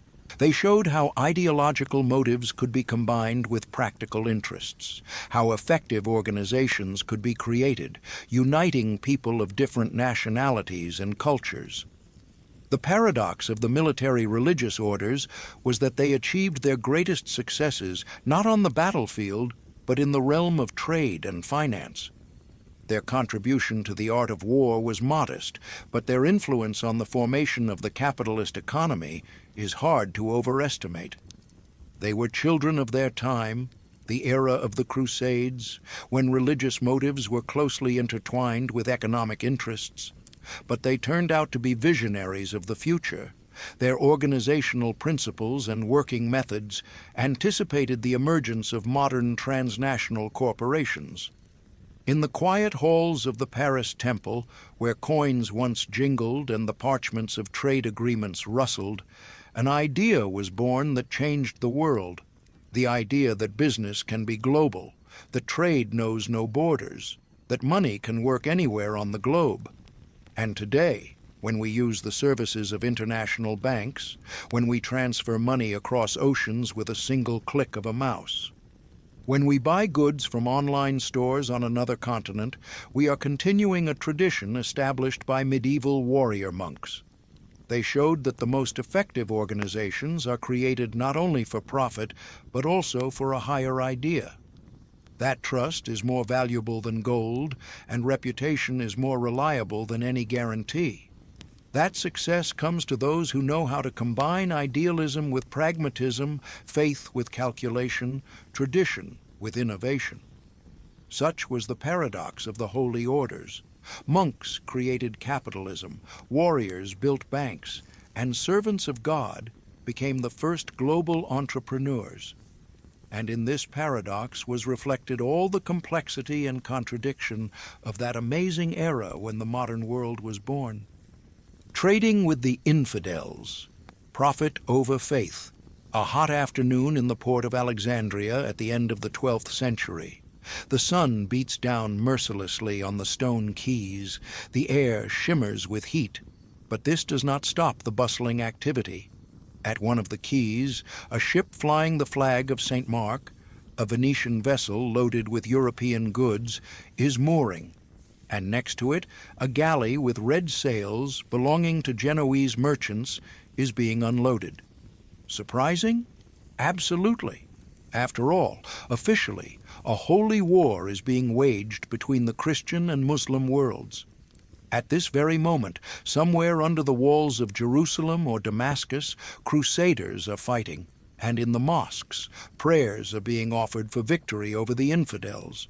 But here, in the commercial port, a completely different atmosphere prevails. Here, Christian and Muslim merchants are doing business with each other with such zeal as if there were no war at all. Let's take a closer look at this amazing picture. Here, a Venetian trader, Marco Contarini, is negotiating with an Alexandrian merchant, Ahmed ibn Yusuf, about a shipment of spices. They are discussing the prices of pepper and cinnamon, the quality of silk, and delivery times. Nearby, a Genoese named Bernardo Doria is showing samples of Flemish cloth to Damascene traders. And a little further away, a Pisan shipbuilder is negotiating with local dock workers about unloading his vessel. All these people are Christians, officially at war with the Muslim world. But profit proves to be stronger than religious prejudices. And what is most astonishing, this trade is not conducted secretly, not underground, but completely openly, with the connivance and even encouragement of the authorities on both sides. How did this come about? To understand this, we need to recall the economic geography of the Mediterranean during the era of the Crusades. Europe produced mainly raw materials and simple goods, metals, wool, linen fabrics, wine. The East, on the other hand, was the source of luxury items, silk, spices, precious stones, perfumes, the finest fabrics. The European demand for Eastern goods was enormous. Pepper was literally valued at its weight in silver. A small bag of saffron could buy a horse. A piece of Chinese silk cost as much as an artisan's annual income. And this demand did not disappear even during the most fierce religious wars. On the other hand, Muslim countries needed European goods. Iron and copper, tin and lead, furs and amber. All of this was in demand from Cairo to Baghdad. European metals, from which weapons and tools were made, were especially valued. Do you see the situation that was developing? Economic logic demanded trade, while religious beliefs forbade it. And very quickly, practical people found ways to circumvent these prohibitions. First of all, the Church's prohibitions on trade with infidels were never absolute.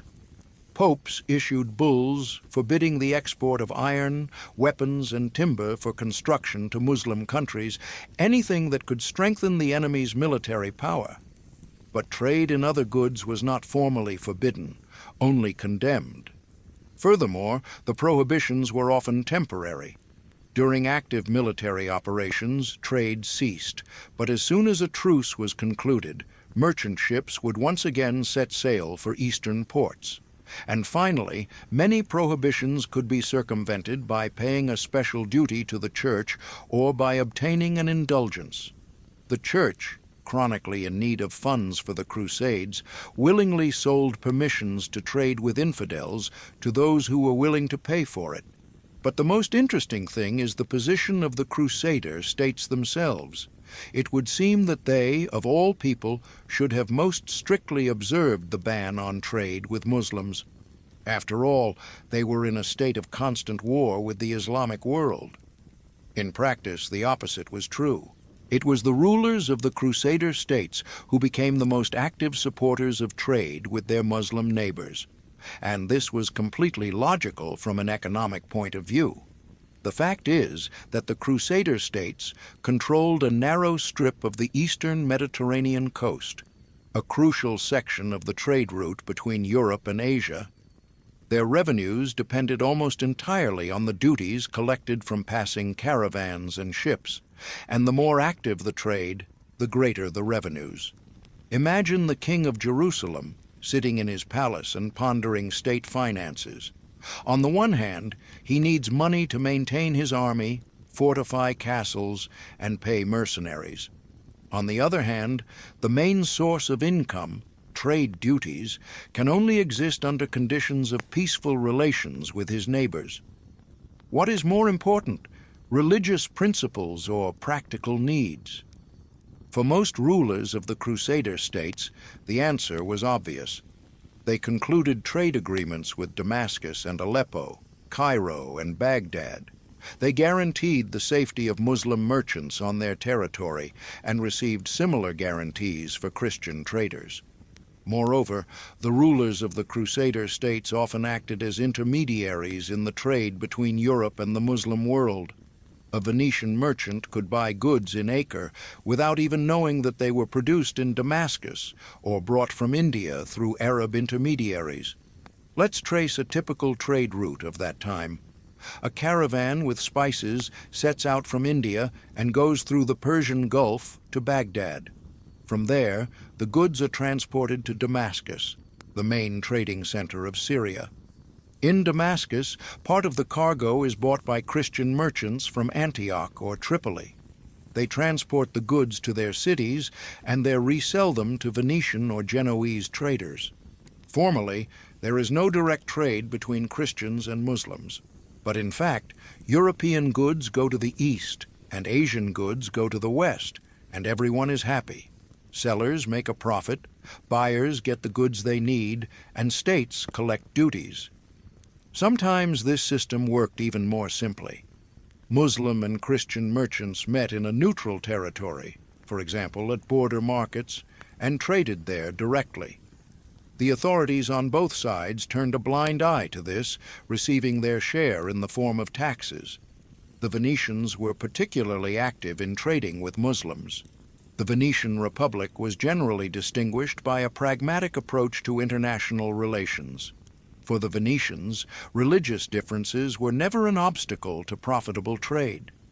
Even before the Crusades, Venice traded with Byzantium and the Arab countries. When the Holy Wars began, the Venetians formally supported the Crusaders but continued to maintain trade ties with the Muslim world. They traded in Alexandria and Constantinople, in Tripoli and Tunis. Venetian merchants were welcome guests in Muslim ports. Local rulers valued them as a source of European goods and European gold. In Alexandria, the Venetians had their own quarter with a church, warehouses, and offices. In Tunis, they had trade privileges that were not much different from those they had in Christian cities. But the Venetians went even further. They began to trade not only in peaceful goods, but also in military materials. Despite the strictest papal prohibitions, Venetian ships carried iron, copper, and timber for construction to Muslim countries, everything from which weapons could be made to use against the Crusaders. When the popes threatened excommunication, the Venetians replied that they were trading in raw materials, not weapons, and could not control how their buyers used them. When the Crusaders complained that Venetian goods were reaching their enemies, the Venetians shrugged and said that trade was their right and duty to the Republic. The most striking example of Venetian pragmatism is their trade with Egypt during the Fifth Crusade.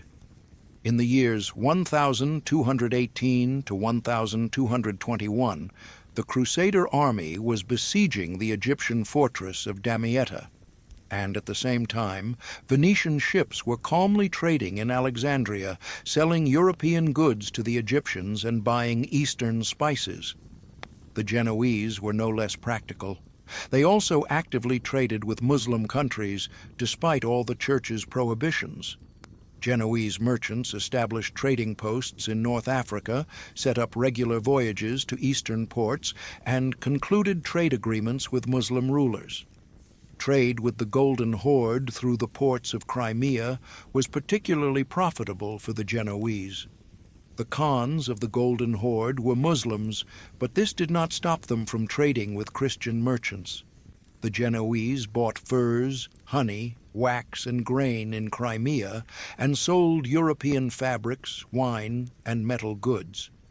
The Pisans, despite being less active compared to the Venetians and Genoese, also did not miss the opportunity to profit from trade with the infidels. They traded in Tunis and Alexandria, transported European goods to Muslim countries, and brought back Eastern curiosities. But the most astonishing thing is that the military orders themselves actively participated in trade with Muslims. The Templars, Hospitallers, and Teutonic Knights, all of them officially existed to fight the infidels. But in practice, they willingly traded with those same infidels if it brought a profit. The Templars had trade agents in Damascus and Aleppo. The Hospitallers owned ships that regularly called at Muslim ports. The Teutonic Knights traded with the Tatars and Lithuanians, pagans with whom they were officially at war. How can this be explained? Very simply. The orders needed funds to perform their functions. Donations and income from their European possessions were not enough. Therefore, they had to earn money by all available means, including trading with the enemies of the faith. Of course, such trade did not always go smoothly. Conflicts periodically broke out, treaties were made and broken, and political alliances changed. But the general trend was clear. Economic interests gradually took precedence over religious prejudices. By the end of the 13th century, trade between the Christian and Muslim worlds had become such a common affair that it was almost no longer noticed. Venetian and Genoese ships freely entered Muslim ports. Muslim merchants felt safe in Christian cities. Moreover, some Muslim rulers began to grant Christian merchants the same privileges that Christian sovereigns gave to Muslim traders. Mixed trading companies were created where Christians and Muslims were equal partners. The fate of Frederick II, German Emperor and King of Jerusalem, is particularly indicative in this regard. This amazing man, who lived in the first half of the 13th century, was so free-thinking that the Pope excommunicated him twice. Frederick spoke Arabic, was interested in Muslim philosophy and science, and corresponded with Arab scholars. When he went on a crusade, instead of fighting the Muslims, he concluded a peace treaty with them. According to this treaty, Christians received Jerusalem, Bethlehem, and Nazareth, while Muslims retained control over the mosques in Jerusalem. But most importantly, the treaty provided for complete freedom of trade between Christian and Muslim territories. Frederick understood that peace was much more profitable than war, and that trade brought more benefits than battles. Unfortunately, this reasonable approach did not find support among his contemporaries. The Pope condemned Frederick for making peace with the infidels. Many Crusaders believed that the emperor had betrayed the cause of the faith. The treaty lasted only 10 years, and then the wars began again. But Frederick's example shows what the Crusades could have led to if reason had triumphed over fanaticism. Instead of a 200-year war, there could have been 200 years of peaceful cooperation. Instead of mutual extermination, mutual enrichment. However, even during the wars, trade did not stop completely. It only became more cautious, more expensive, more risky. But it was impossible to stop it completely. Economic needs proved stronger than political and religious barriers. Gradually, a whole class of people emerged who lived by trading between Christian and Muslim countries. These were cosmopolitan merchants for whom religious differences were of secondary importance. They spoke several languages, were versed in different legal systems, and had connections on both sides of the religious divide. Many of these people were true adventurers. They risked their lives and capital for profit, crossed hostile territories, bribed officials, and circumvented prohibitions. Their stories could have been the plots of adventure novels. For example, the Venetian Marco Polo, yes, that famous traveler, reached China through Muslim countries. His journey took him through Persia and Central Asia, which were ruled by Muslim sovereigns, and everywhere he was received as an honored guest because he was a merchant, and merchants are always welcome regardless of their faith. By the end of the crusading era, trade with the Muslim world had become so profitable and customary that many European cities depended on it. Venice derived most of its income from Eastern trade. Genoa grew rich from transporting goods between Europe and Asia. Even small port towns lived off trade with the infidels. The paradox was that the Crusades, which began as a war against Islam, ultimately led to close economic cooperation between the Christian and Muslim worlds. Religious enmity gave rise to trade ties that proved to be stronger than any political alliances.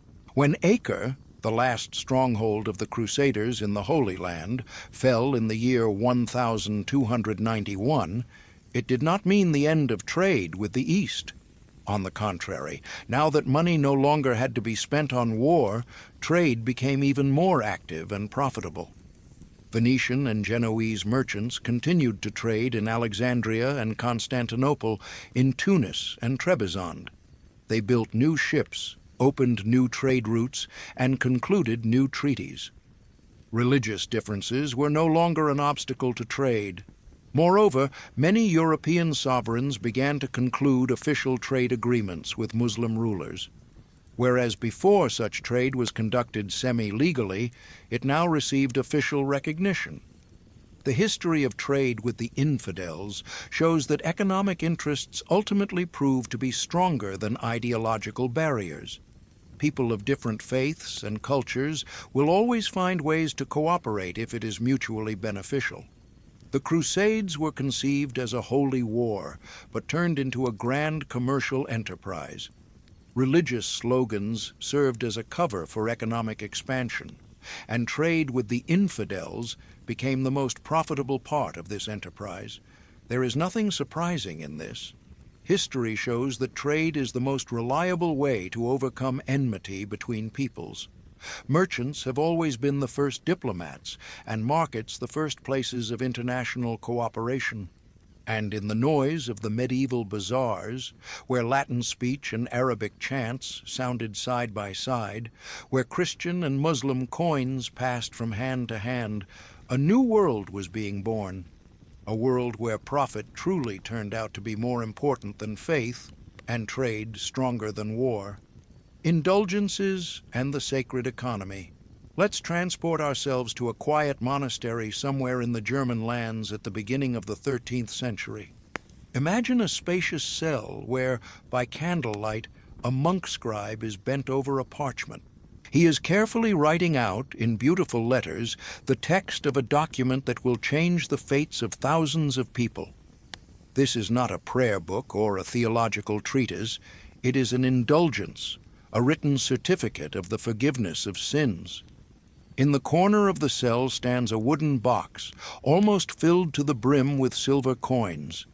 This is the payment for the salvation of the soul, money that people bring in exchange for the promise of eternal bliss. And the monk writing out the indulgences does not even suspect that he is participating in the creation of one of the most sophisticated financial systems of the Middle Ages. To understand how the Church turned the trade in salvation into a source of income, we need to recall the basics of medieval theology. According to the teachings of the Catholic Church, every sin leaves a certain debt to God in the sinner's soul. This debt can be paid off through prayers, fasting, penance, good deeds, or pilgrimage. But what if a person is physically unable to make a pilgrimage to the Holy Land? Or if he is too old for fasting and prayers? Or if he simply does not have time to atone for all his sins before death? Medieval theologians found an elegant solution. Spiritual feats could be replaced with material donations. The logic was simple. If you cannot personally serve God, donate money to those who serve Him in your place. Give funds for the construction of a temple, for the maintenance of a monastery, for helping the poor, and this will be counted as a spiritual feat for you. The first indulgences appeared as early as the 11th century, long before the Crusades. They were granted for specific good deeds, participating in the construction of a cathedral, donating to a monastery, helping the sick. The size of the discount on punishment for sins depended on the size of the donation. But the real flourishing of the indulgence trade began precisely with the Crusades.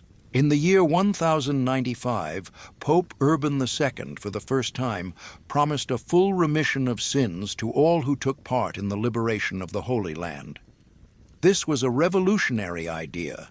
For one good deed, a person could receive forgiveness for all his sins, past and future. But what about those who could not personally go on the crusade? The answer was quickly found. They could buy out their crusading vow by paying a corresponding sum.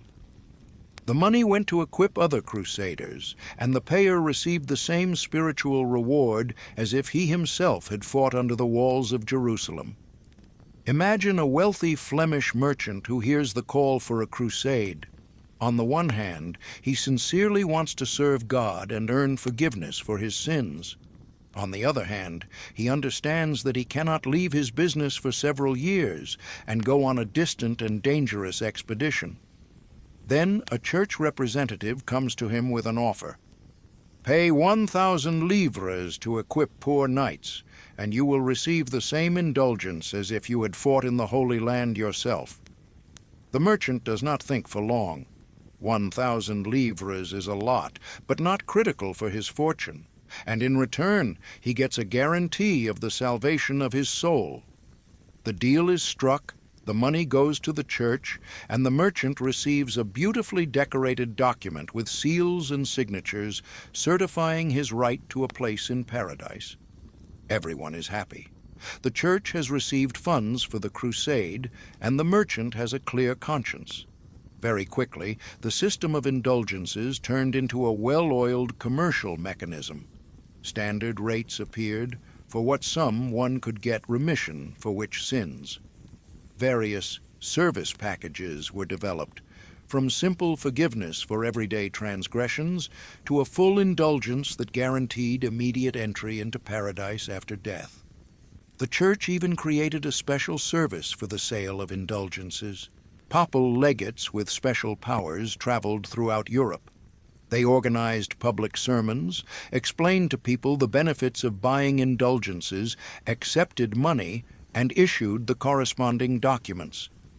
The most famous of these sellers of salvation was the Dominican monk Johann Tetzel, who operated in Germany at the beginning of the 16th century. His advertising slogan became a classic. As soon as the coin in the coffer rings, the soul from purgatory springs.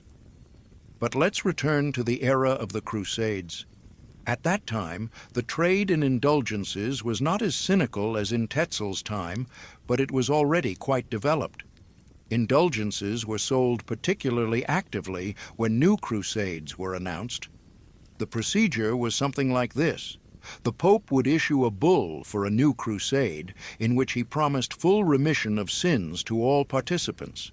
Then, legates with the authority to accept crusading vows and collect money were sent throughout Europe. Those who could not personally participate in the crusade could pay a corresponding sum and receive the same spiritual reward. The size of the payment depended on the payer's social status and income. A king paid more than a duke more than a count more than a simple knight. Merchants paid according to the size of their fortune, artisans according to their income, and peasants paid symbolic sums. Interestingly, the church developed a rather complex system for evaluating different types of donations. Money was not the only way to buy an indulgence. One could donate land, jewelry, works of art. One could build a chapel or a hospital. One could finance another person's pilgrimage. All these contributions were valued according to special tables and converted into indulgence units.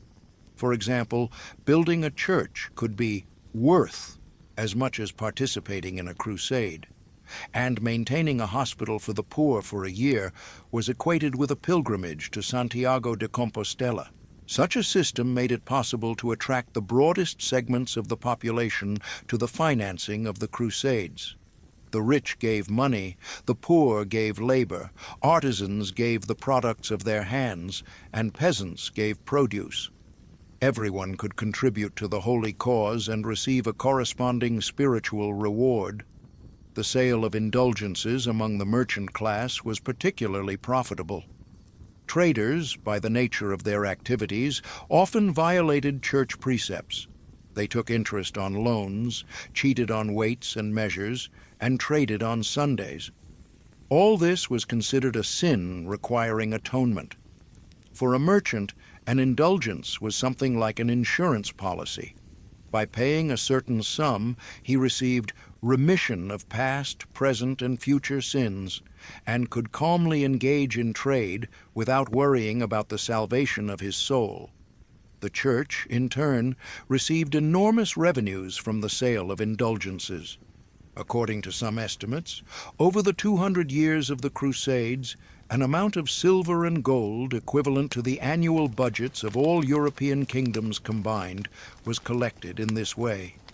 But indulgences were not sold only to finance the Crusades. The Church quickly realized that this was a universal way to raise funds for any need.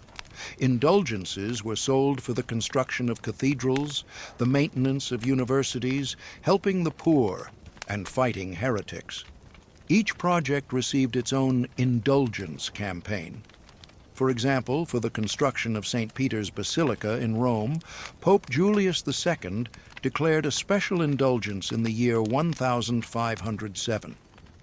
All donations for the construction were counted as spiritual feats, and the size of the discount on punishment for sins depended on the size of the donation.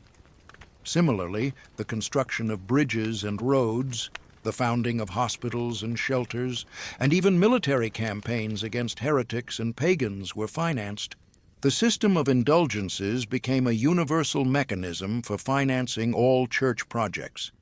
It must be admitted that many buyers of indulgences were genuinely religious people.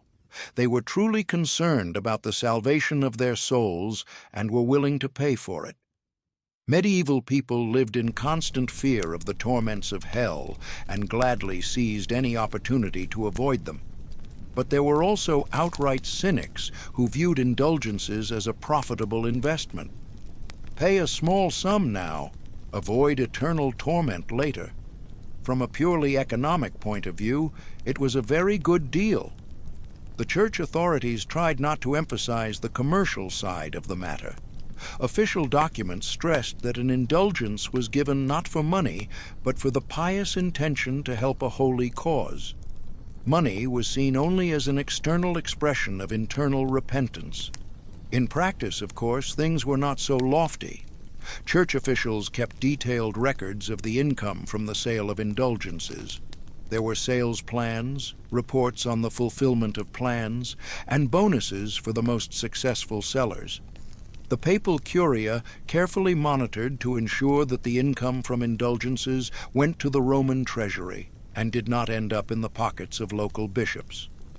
A special control system was created for this purpose.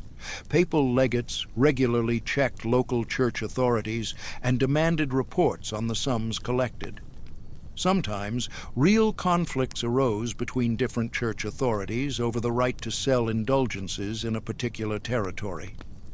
Bishops argued with abbots, abbots with papal legates, and they with each other.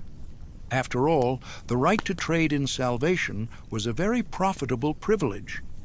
Gradually, the system of indulgences became more and more sophisticated. Partial indulgences appeared, which reduced the time spent in purgatory by a certain number of years. Transferable indulgences were introduced, which could be applied to already deceased relatives. Group indulgences were created for entire communities, guilds, brotherhoods, monastic orders, so-called portable altars, special permits that allowed one to receive an indulgence for prayers in any place, not just in a church, were particularly popular. Such permits were especially valuable for merchants and other people who were often on the road. The church even developed a system of indulgence credits. One could receive remission of sins on credit, with the obligation to pay later. This was convenient for those who were expecting an inheritance or profit from a trade operation. By the end of the crusading era, the trade in indulgences had become one of the main sources of income for the church. This money was used to build cathedrals and palaces, maintain armies and universities, and finance artists and scholars. But at the same time, dissatisfaction with this system was growing. Many genuinely religious people were outraged that the church had turned sacred things into a commodity. Theologians argued about whether the Pope had the right to sell what belongs only to God. Critics pointed out that the system of indulgences corrupted both the sellers and the buyers. Church hierarchs were mired in greed, and the laity began to think that they could buy their way out of any sin. This undermined the foundations of Christian morality and led to spiritual decline. The practice of selling indulgences for future sins was subjected to particularly sharp criticism. It meant that a person could buy the right to commit crimes in advance.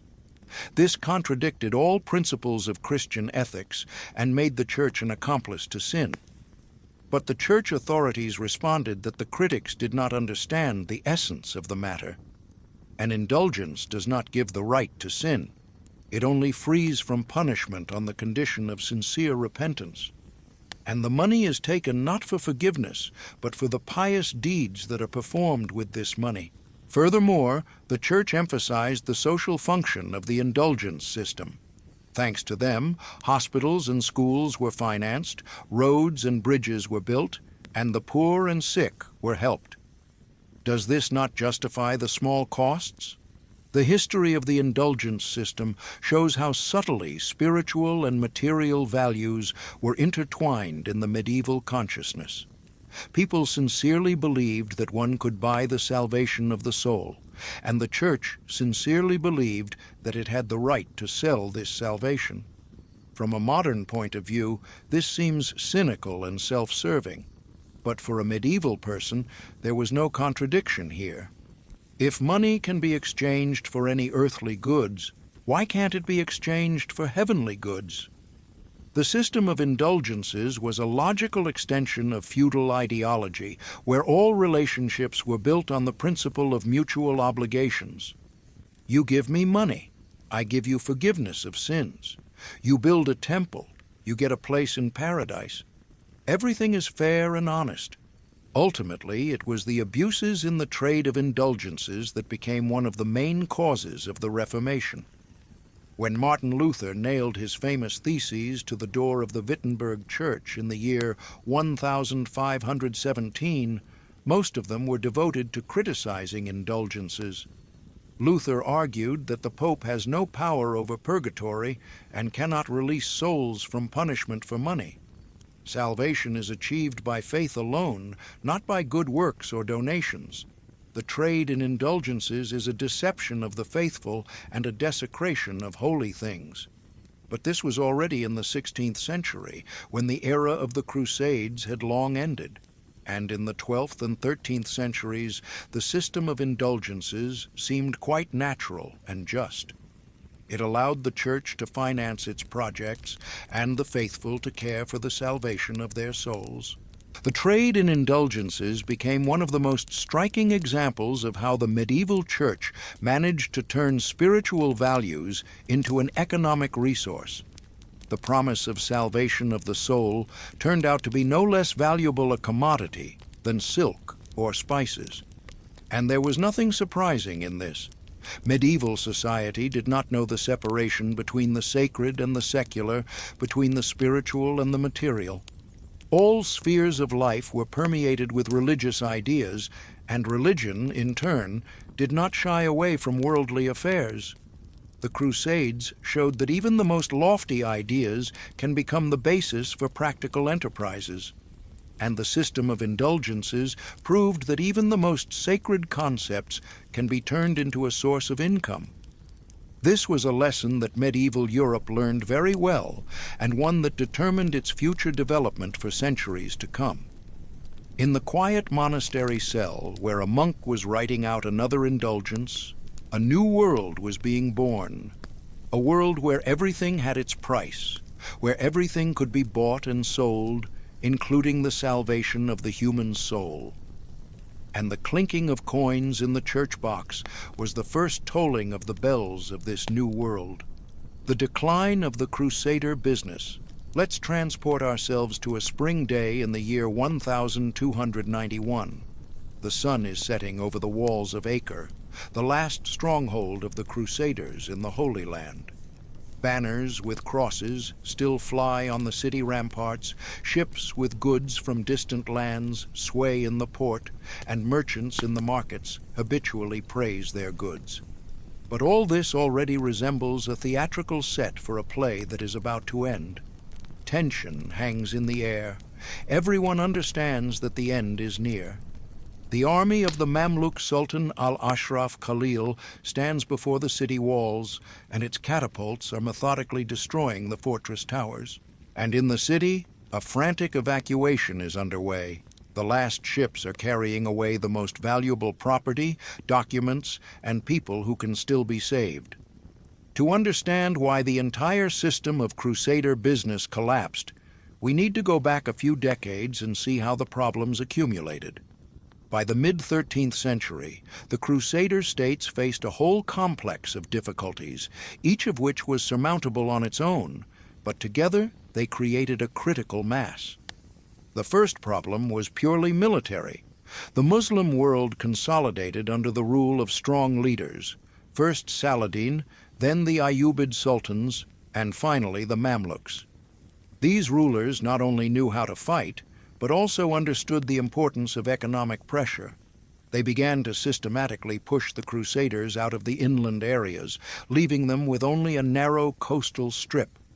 The second problem was demographic. The Crusaders were always a minority of the population in their states. Most of the inhabitants were Arabs, Greeks, Armenians, people who, at best, were tolerant of the Western conquerors. As the influx of new colonists from Europe dwindled, the Crusaders became more and more assimilated into the local population. But the most serious was the third problem, the economic one. The Crusader states were built on control over the trade routes between Europe and Asia. As long as this control was maintained, they prospered. But by the end of the 13th century, the situation began to change. First, the trade routes themselves changed. The Mongol conquests opened new routes through Central Asia and the Black Sea region. Italian merchants discovered that goods from India and China could be delivered to Europe via Crimea and Constantinople, bypassing the ports of the Holy Land. Second, the Muslim rulers learned to do without the Crusaders' mediation. They established direct trade with Venice and Genoa, offering the Italian merchants better conditions than those in Acre or Tripoli. Third, Europe itself changed. The growth of cities and the development of crafts led to new needs. Europeans became less dependent on Eastern goods and produced more of their own. Imagine a Venetian merchant, Pietro Morosini, in the year 1280, comparing the profits from trade through different ports. He used to always prefer Acre. There were familiar partners, established connections, and understandable rules of the game. But now the calculations show something different. In Acre, one has to pay high duties to the local king, the Venetian commune, and various orders. One needs to maintain security for caravans, insure against Bedouin raids, and account for the risks of military action. But in Alexandria, the Mamluk Sultan offers duty-free trade, guarantees security, and promises fast loading of goods. The choice is obvious. Pietro Morosini, like hundreds of other merchants, reorients to the Egyptian ports. Acre loses clients, the city's revenues fall, and the king lacks money to maintain the army. A vicious circle begins. Internal problems of the Crusader states were added to this. Over the 200 years of their existence, they had never managed to create a solid social base. The local nobility consisted mainly of descendants of the Western conquerors, who gradually lost their ties with Europe but did not acquire roots in the East. These people lived like temporary residents. They built luxurious palaces but did not care about the development of agriculture. They spent huge sums on luxury items but were stingy on strengthening defenses. They conflicted with each other over profitable positions instead of uniting in the face of an external threat. The disputes between the Italian trading republics were particularly destructive. The Venetians fought with the Genoese with the Pisans, and all of them together with the Provençals and Catalans. These conflicts paralyzed trade and weakened the defense of the cities. In the year 1289, the final war began. Sultan al-Ashraf Khalil, who had united Egypt and Syria under his rule, decided to put an end to the Crusader states once and for all.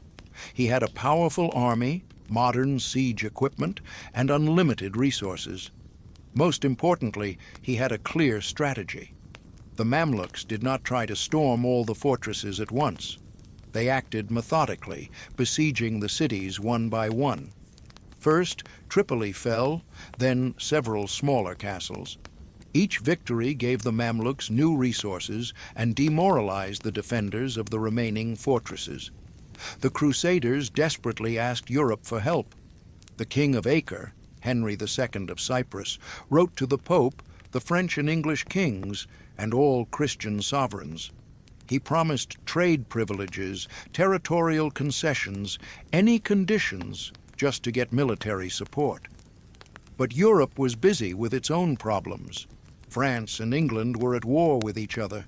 Germany was torn by internal strife. The Pope was preoccupied with a conflict with the French king. Italy was mired in the struggle between Guelphs and Ghibellines. The Holy Land was no longer a priority of European politics. Moreover, many European sovereigns secretly rejoiced at the decline of the Crusader states. After all, it meant that they no longer had to spend huge amounts of money on crusades. Resources could be directed to more pressing tasks, unifying territories, developing trade, and fighting with immediate neighbors. Even the Italian trading republics were in no hurry to help their eastern outposts. The Venetians had already established trade with the Mamluks and did not want to spoil it. The Genoese were busy fighting for influence in the Black Sea region. The Pisans were losing ground and could not afford expensive military expeditions. The siege of Acre began in March of the year 1291. The city was well fortified and had supplies of food, but the defenders understood the hopelessness of their situation. There was no help to be expected, and the Mamluk forces far outnumbered the fortress garrison.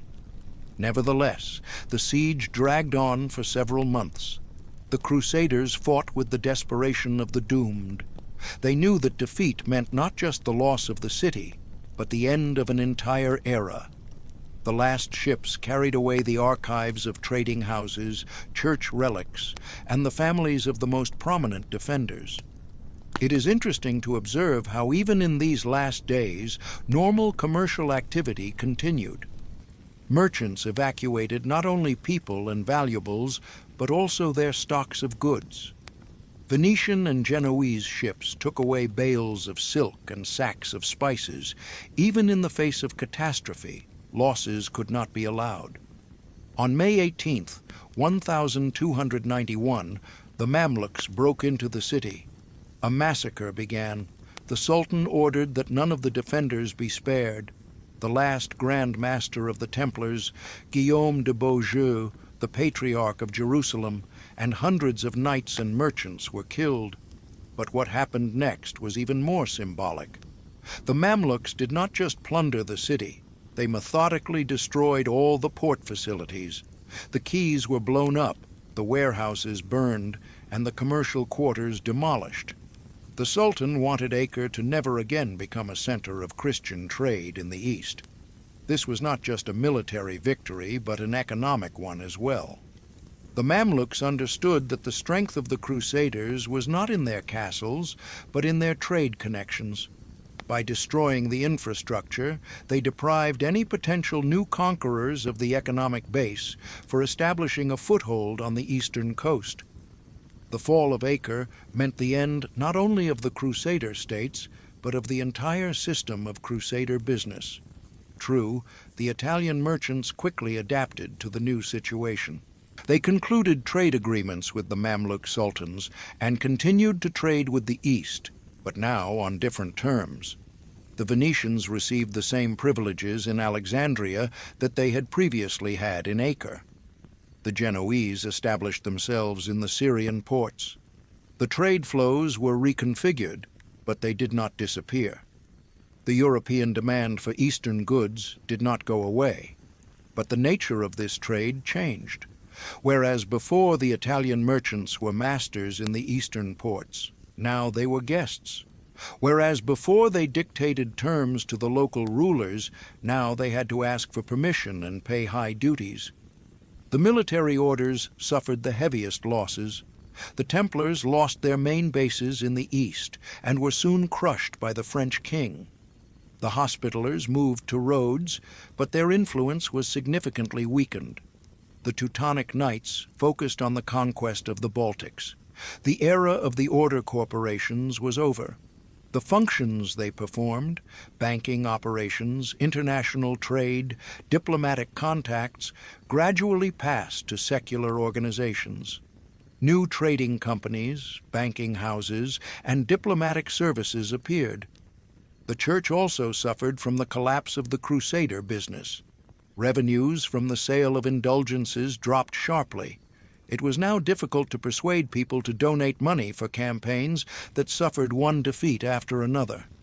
The popes had to look for new sources of funding for their projects. But most importantly, the very attitude toward the idea of holy wars changed. The Crusades had discredited themselves through military failures, financial abuses, and the moral corruption of their participants. European society was gradually moving toward a more secular worldview. Of course, the idea of fighting the infidels did not disappear completely. It transformed into the Reconquista in Spain, the fight against the Turks in the Balkans, and crusades against heretics within Europe itself. But these were different enterprises with different motives and methods. The Age of Discovery was, in a sense, a continuation of the Crusades by other means.